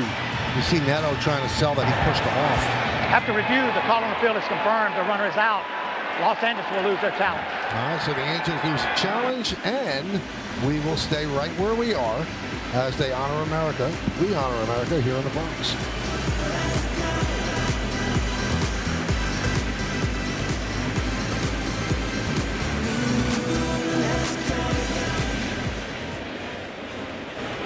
Ladies and gentlemen, will you rise, remove your caps, and please direct your attention to the area behind home plate as the New York Yankees welcome an honored military guest.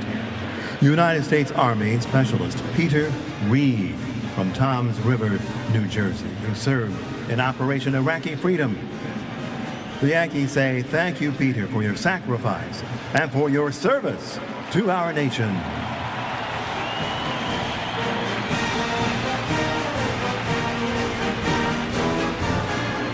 And now, ladies and gentlemen, please join us in singing along with Robert Merrill's rendition of God Bless America. God bless America, land that I love. Stand beside her and guide her. Throw the light with the light from above. From the mountains to the prairies, to the ocean, white with foam. God bless America, my home, sweet home. God bless America, my home, sweet home.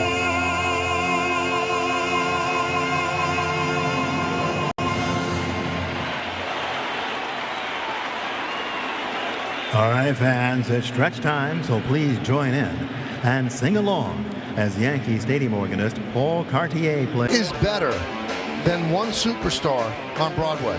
Well, how about two? Mike Trout and Aaron Judge together for this series. Total of 6 MVPs between the two of them. And what's better than showing them?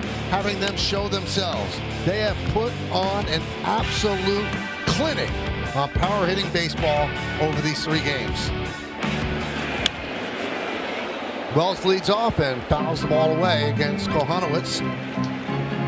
Now time for the 7th inning recap, brought to you by CarShield. 4-6-0 for the Angels, 3-3-0 for the Yanks. Kohanowitz has pitched 6, still in there. Trout, the 2-run home run, gave the Angels the lead. Perfect bunt by Wells. Wow, he could add a double on that, but he stops at first with a single. You just got to keep it in the grass, because if it gets off the grass to the corner on the dirt, it's got enough spin to roll foul. This was absolutely done perfectly. They're thinking maybe I should do that. A couple of lefties. Well, with that shift, you can take plenty of time. It's not like you really got to get out of the box. If you make the proper bunt, you can walk to first base. But a nice job. Down 1 run. Good thinking. Good changeup. You can see he's almost leaving because it's an off-speed pitch. And the old torpedo bat, it can bunt too. Just perfect. Perfectly executed. A long mound visit by the pitching coach, Mike Maddox. You know, Michael, this is the 7th inning stretch, and we just sat down from God Bless America. And the reason I say that is there's a lot of stories out there that Gene Autry, who was the founder of the Angels, the singing cowboy, back in, 1961, I think, was the first guy that really pushed for God Bless America to be part of a baseball game, and now it's a staple. Here's Caballero, and Wells goes.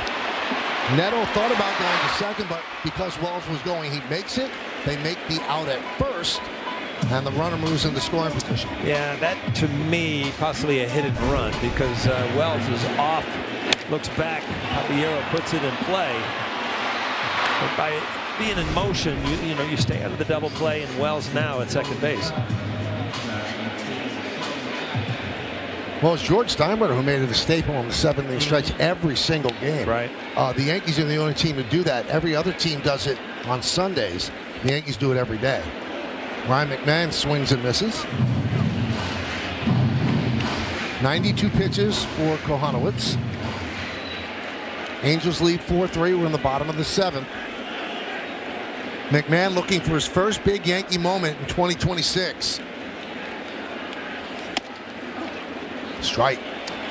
Well, I might have to tip my hat on that one. That ball was kind of up and in. I guess it felt like it was a strike.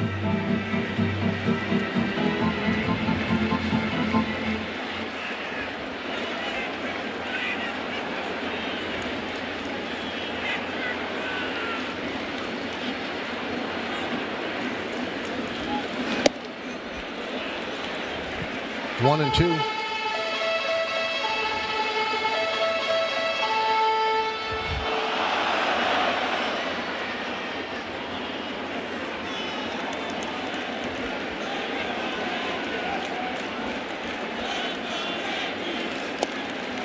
Two and two on McMahon. Number 9 batter. On deck is Trent Grisham. Kohanowitz gave up 2 runs in the second after giving up the solo home run to Judge in the first, and like he could unravel on him, but he collected himself. He's held the Yankees down since then.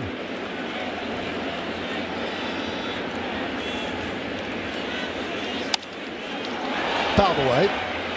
Last time up, McMahon hit it into the corner in left field. It drove low to the warning track, so he did drive the ball, just didn't find grass or seats.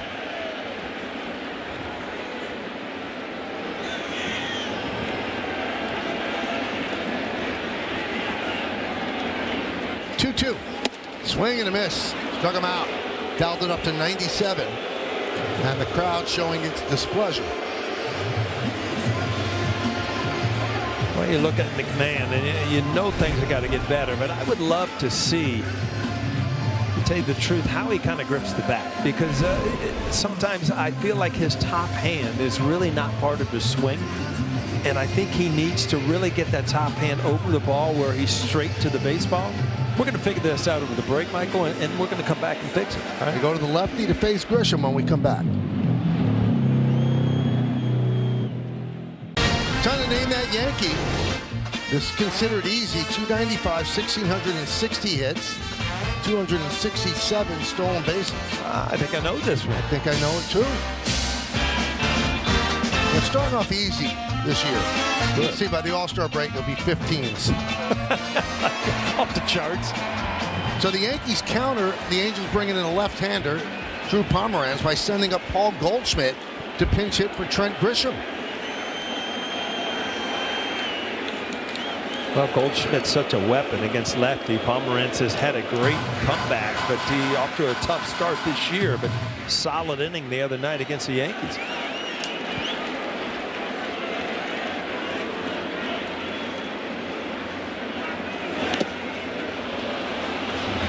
I'm sure that this is not going to please Grisham, who certainly doesn't consider himself a platoon player. Yeah. But Goldschmidt's strength, and the reason he's on this team, he's one of the top hitters last year against left-handed pitching. So this is when they could send Goldschmidt up to the plate. Know he's going to face a lefty. Line drive, and it's caught by Frazier. Goldschmidt hit it right on the screws, but Frazier went up to get it, and that'll do it for the inning. No runs to hit, and 1 man left on base. We go to the 8th inning. Angels 4, and the Yankees 3.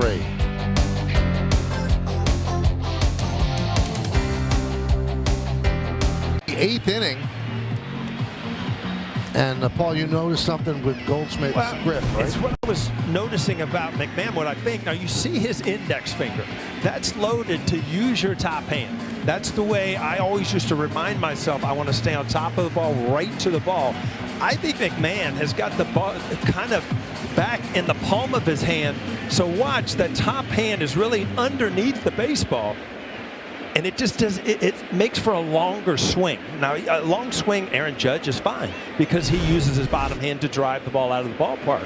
But I think McMahon, if he kind of gets that top hand more in the swing, it's going to be much quicker to the baseball. And when I was thinking that, and then I saw Goldschmidt on deck in that position, it brought back so many memories of just hitting one-handed batting practice and stuff, just to remind yourself to get your top hand in the swing. Shawnuel gets a base hit against the new Yankee pitcher, Brent Hedrick. That's his first hit of the series. Really funny moment in the Daily Manager's pregame press conference today with Aaron Boone, and Boone was talking about Hedrick, and he kept pausing, and you knew who he was talking about, but he said, "What's his first name, man?"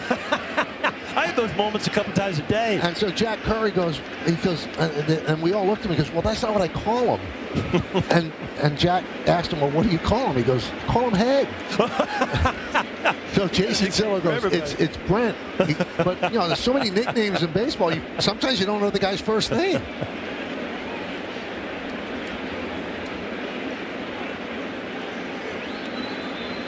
And he also revealed, Paul, that the other nickname that the team has for Hedrick is Grande Manos. He has huge hands, supposedly. Grande Manos. There you go.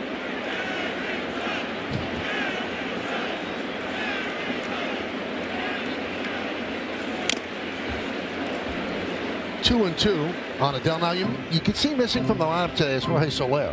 Yeah. Who's been damaging for them. Now, he was suspended 7 games for his altercation against the Braves. He appealed it, and they heard the appeal, and they cut the suspension down to 4, but he begins serving it today. So the Angels are playing a man down. He must have made a compelling argument to have it drop from 7 to 4. Yeah, usually when you appeal something, you know, you might get a game or two, but you know, at 7 to 4, that's a pretty good deal. So the Angels only have 3 players on the bench, not 4. Playing with 25, not 26. Wow. That one is blistered into the seats. Hope everybody's okay. It was over the screen, so I was able to get into the seats.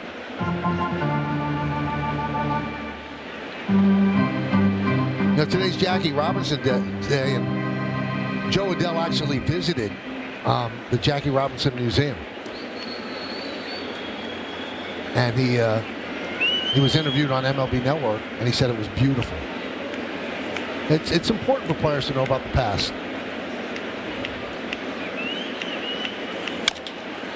Ground ball, McMahon. There's one. On the first. It's a double play. Around the horn, 5-4-3. Well, and a big double play, too. I mean, you're running out of outs, and you're still down a run. So, leadoff single. Adele's been really good lately. You got a nice double play, tailor-made.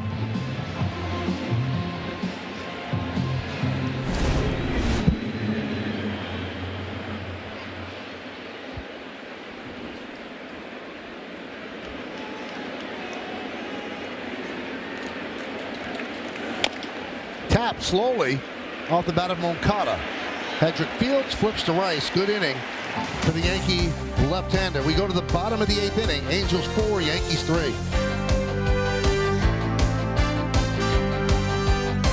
The Yankees' upcoming schedule brought to you by Booking.com. One more game against the Angels. Note the start time, 1:35 tomorrow. That'll be on Yes. Then the Kansas City Royals come to town. All 3 games on Yes. Then the Yankees hit the road. Boston, Houston, and then they visit the Texas Rangers. So Pomeranz stays in. And Ben Rice leads off. Rice, Judge, and Bellinger here in the 8th. Yankees down by 1.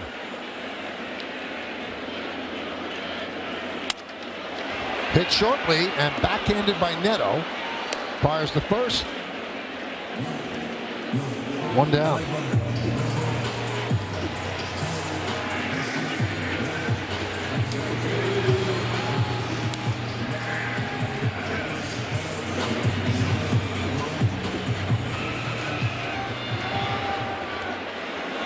Here's Judge, homered in the first inning. 88th time he's done that. A first inning home run.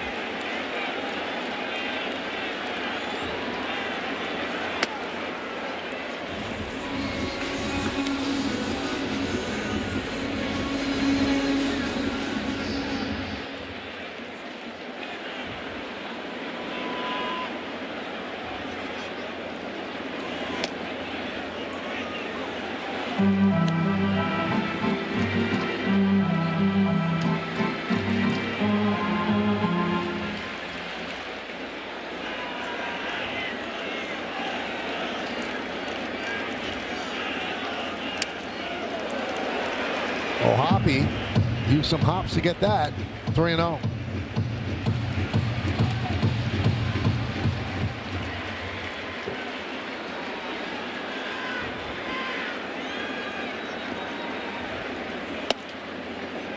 And there's a strike.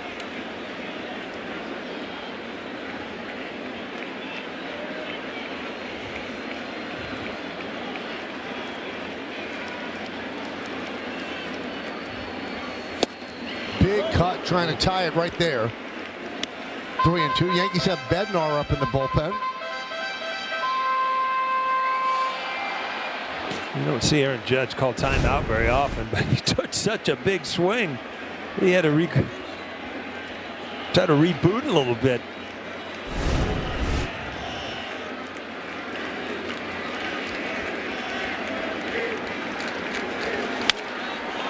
High pop-up. Shonowell, foul territory near the stands, and it comes back for him, and he makes the play to retire Judge. The NWSL on Prime is back next Friday, April 24th. Trinity Rodman and the Washington Spirit take on Kemwa Chawinga and the Kansas City Current in a can't-miss matchup at 8 p.m. Eastern. It's only on Prime.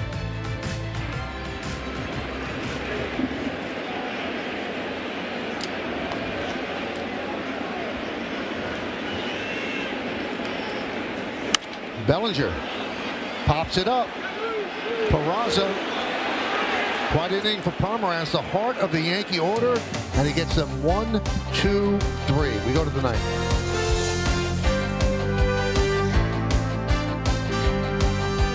Time to name that Yankee. So here are the clues. Paul, you said you know this? I think I know it. I could be wrong. I think it's Mick the Quick, isn't it? Mick Rivers. You are correct. Big part of the Yankees' 77 and 78 championship teams came from the Angels. And he could do it all. Blindingly fast speed. Ran the bases beautifully. Really good center fielder as well. And just a character on that ball club. Mickey Rivers. David Bednar comes in. There's a ground ball grab by Caballero. Fires to first. And they got him. A beautiful play to get Peraza on both ends. A stretch by Rice, but a great play by Caballero. Well, these big plays to start the inning off are big now because the Yankees still trying to catch the Angels down a run. You don't want to give up here in the ninth. What a big out.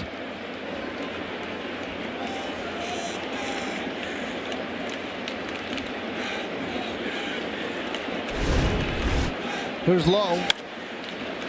Now, Mickey Rivers had a reputation keeping everybody loose. Yeah. Did this on the Super Shot.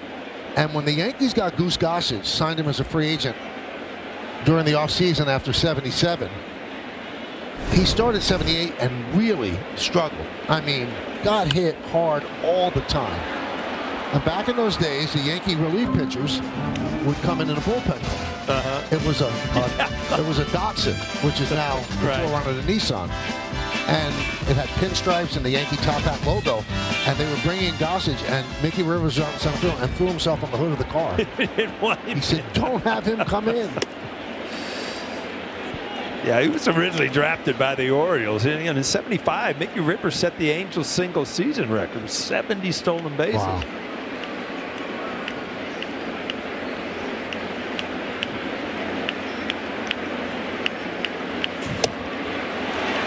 And down goes Lowe. I mean, what a shrewd trade for the Yankees. So the Yankees traded probably the most popular Yankee, other than Thurman. That was Bobby Mercer. And they traded him to the Giants for Bobby Bonds. And Bonds played 1 year with the Yankees. And then they turned around and traded Bobby Bonds to the Angels for Mickey Rivers and Ed Figueroa, two guys instrumental in the two Yankee championships. There's the strike to O'Hoppe. Jordan Romano didn't have much luck closing it out the other night. Looks like they're going to bring him in. I was almost wondering, as easy as Pomeranz got through that inning, if he might just roll the dice with him, because you know, once you got Stanton leading off. Obviously, that's not a great matchup, but then you've got Chisholm and Wells, two lefties. So it looks like the closer is Romano, even though he had the tough night. Going to give him the ball again. Good inning for Bednar. Retires the Angels in order. Can the Yankees rally against Romano? They did on Monday. We'll see if they can do it on Wednesday.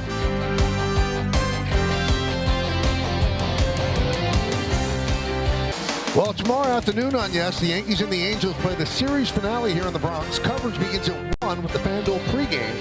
Then first pitch is scheduled for shortly after 1:30 on Yes and the Gotham Sports app. While the Angels had a 2-run lead coming into the bottom of the ninth inning on Monday, they brought in Jordan Romano. He gave up a 2-run home run to Grisham to tie the game. Then Caballero doubled, and then the walk-off wild pitch.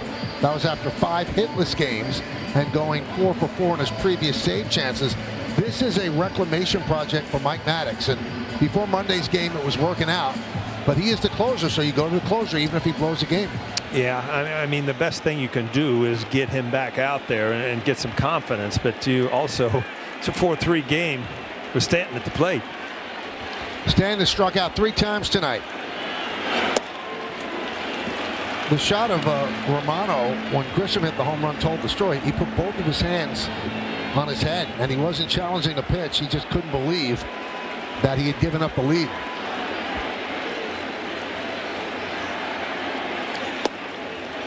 Two 2-0. They tighten up the defense. Teodosio is in left field for Lowe.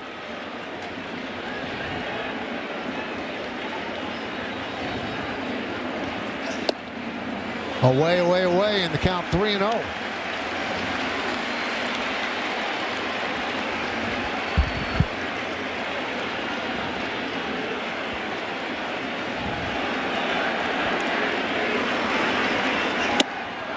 In his career, 2 blown saves against the Yankees, plus a couple of losses in tie games in 2023. Well, I'm sure Grichus is over in the dugout getting loose, because if Stanton gets on.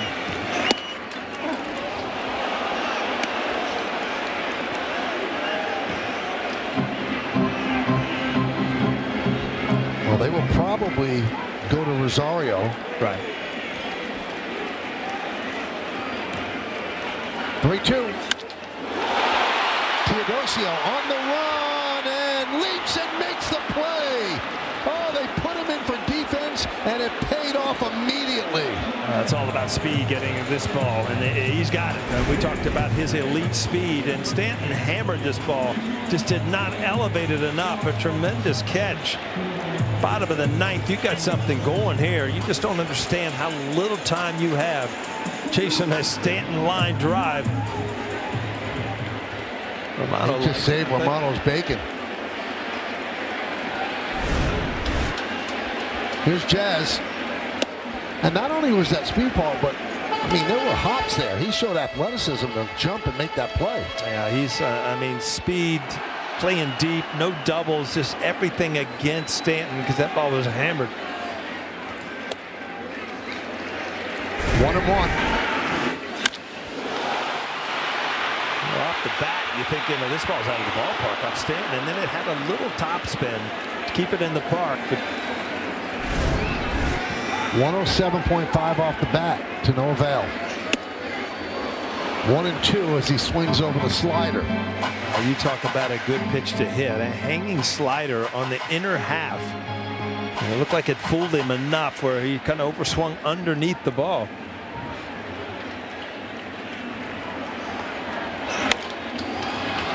Popped up. And it drops. Peraza and Neto looking at each other, and it drops. As Jazz Chisholm Jr. will reach. Miscommunication at the wrong time. Yeah, this is a huge break for the Yankees. Jazz about halfway to second, elected to stay at first. Now he has the opportunity to steal if he wants, but obviously just a gimme. But it looks like Neto wanted it early, then Peraza, you know, didn't know where he was, and next thing there was no communication. But, you know, the shortstop is the captain here, the center field and the outfield. This ball has to be caught. So you have one superb defensive play and then you pull a rock on a pop-up that would have been out number 2. And now, obviously, Jazz Chisholm Jr. is a threat to go, and it scored a hit. O'Hoppe has thrown out 4 of 19 attempted base stealers, so just a bit over 21%. Yeah, we've all done it, Michael. You pop up, you just don't sprint to first base. You just think it's another out, and he kind of got caught in the middle of the baseline, but it's just human nature.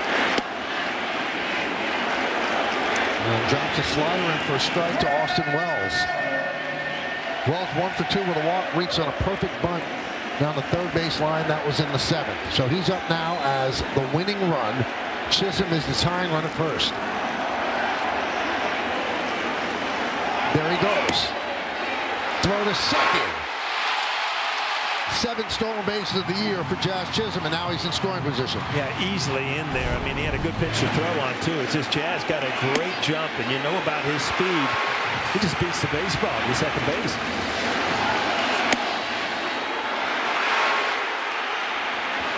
Well, closers a lot of the time are slow to the plate, power pitchers, and Romano no different. Now, would he dare go to third? Now, you see Peraza playing well off the line from the lefty, swinging well. So, O'Hoppe would have to hit Peraza on the run to try to get Jazz. And you say, well, why steal? With 1 out, it gives you a huge advantage, makes you pull in the infield, and then you can score on an out or a fly ball.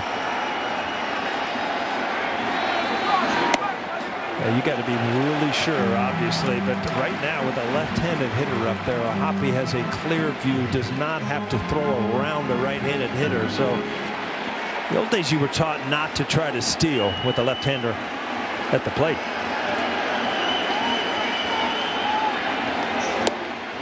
Three and 2. This ball right here, probably out of the strike zone, but Romano going with that slider. He went with a lot of them to Jazz also. And Wells calls time. Nail-biting time here in the Bronx in front of a crowd of over 40,000. Yankees had a 3-0 lead after 2. 4 unanswered run by the Angels, and they're up 4-3, bottom of the 9th. Runner on second, 1 out. 3-2. And he walked. So now the winning run will be on first. Yeah, I don't know that that's even a ball call. a good thing for the Yankees. I mean, they're questioning the call, but it looked like it was down and in. And in the 9th inning, you might as well try, and that's what they did. ABS powered by T-Mobile, and the call confirmed by Lance Barksdale. You know, Caballero's been swinging the bat much better, but that was a good matchup for Wells. Romano had missed with some sliders against Jazz. And by him walking, obviously took the bat out of his hand.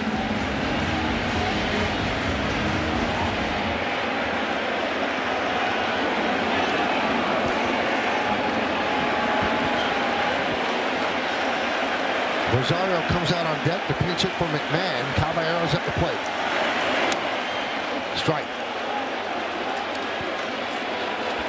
Keeps throwing sliders. I'm very surprised that that wasn't reviewed. Caballero's not shy about tapping his helmet. That ball looked like it was kind of down and away. Here we go again. He likes to make eye contact with the pitcher. He's called it every single game this series, Michael.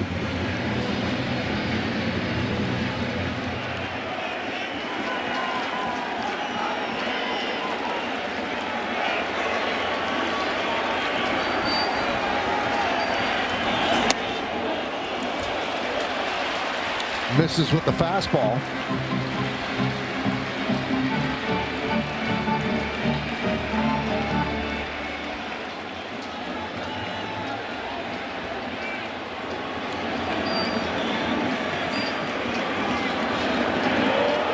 The old inside move.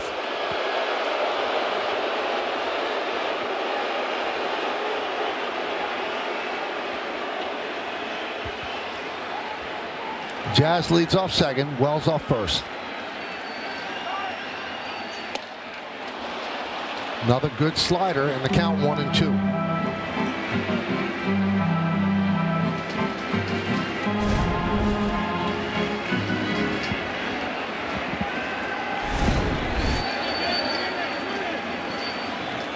time called.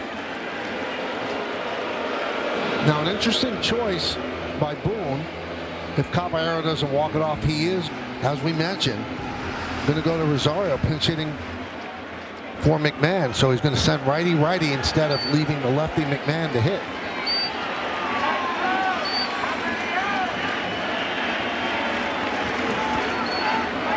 Runners go. Fouled away. They probably had it stolen. Yeah, that's very smart by Jazz. He had been just motionless out there the whole at bat, and then boom, let's just take a chance. Austin Wells had a good read. He was right behind him, so you weren't going to be able to throw behind Jazz.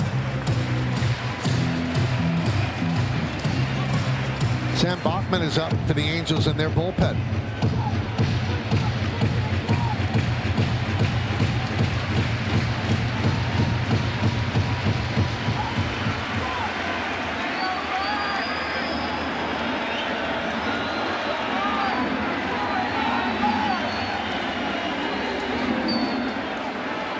Runners go again. Line into left center field. It's a base hit. That'll tie the score. Wells rounding third. They're sending him home. Here he comes. Here's the throw. He's safe. And the Yankees walk it off. And they win 5-4. Caballero comes through. And base running gets the Yankees the victory. Well, before we go crazy, Michael, they are going to review this, but again, in motion. That's the only reason Wells gets an opportunity to score here. This is a big win. All started with an infield fly ball that was not caught by Jazz Chisholm. An aggressive send by Luis Rojas, and the play was close. The throw didn't come directly home. They never thought he was going to be sent. Yeah, for your first and second at base hit. It didn't get to the wall, you're thinking, but let's see. It looked like he got in there. And he did. Michael, he's safe. They just show it on the big board. The crowd reacts. And for the second time this series, Romano blows the save. The Yankees come back in the bottom of the ninth inning. And they win this one 5-4. The call on the field stands. The runner is safe. And so that's just confirmed by Lance Barksdale. It was this close at the plate. But with the runners going, Paul, that allowed Wells to be able to score. Well, the ball was just up the right field line enough for Wells, but you've got to really credit Wells and Jazz to be in motion, to have the guts to be in motion, and he absolutely scored on a ball in the gap that did not get to the wall. Great win. Exciting baseball, Michael, here in April. So they held a 1-run yesterday, but this time the Yankees get the 5 and the 2 in the ninth that they needed. And Caballero with the big base hit sends it to left center field. And the throw by Neto, just a bit up the first baseline, probably cost him the play. No doubt about it. Ball's up there. Catcher has to reach back. But, when you're struggling, and the Yankees have been struggling, you need wins like this. You need breaks like this. Jazz Chisholm, an infield fly ball drops. The Yankees take it and take it home for a win. And let's take it downstairs to Meredith Marakovitz, who's down on the field with the hero, Jose Caballero. Thank you, Michael. Jose, how's that for drama? I just saw you give Austin Wells a big hug. Any doubt in your mind that he was safe at home plate? No doubt in my mind. He was hustling, and he paid off, How much do you like being up in those situations with the game on the line? I love it. That's the moments I want to be in, and God bless me today again. Take me through your approach against Romano there with runners on first and second. He's a great guy. He's a great pitcher. He's been great for quite a bit, and I was just looking for something up and trying to avoid chasing down. That's all, and I could deliver. You faced him in game 1 of this series. You doubled off of him. How much did seeing him just a couple days ago help you throughout that at-bat? It definitely helped me because I don't have many at-bats.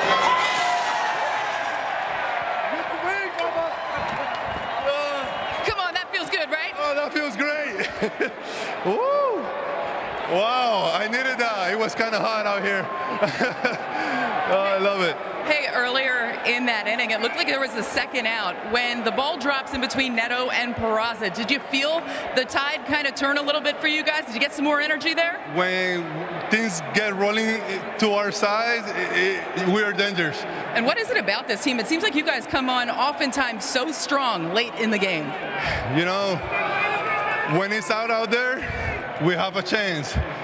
Well, Jose, congratulations. I'll let you go try off. Thank you, man. Michael, we'll send it back up to you. All right, thank you, Meredith. Let's take a look at this swing, Paul, that gave the Yankees the victory. Caballero sends it into left center field. Well, a huge at bat. I mean, here he is against a right-handed power closer, and he puts it into left field gap. Runners in motion. Exciting way to win a game.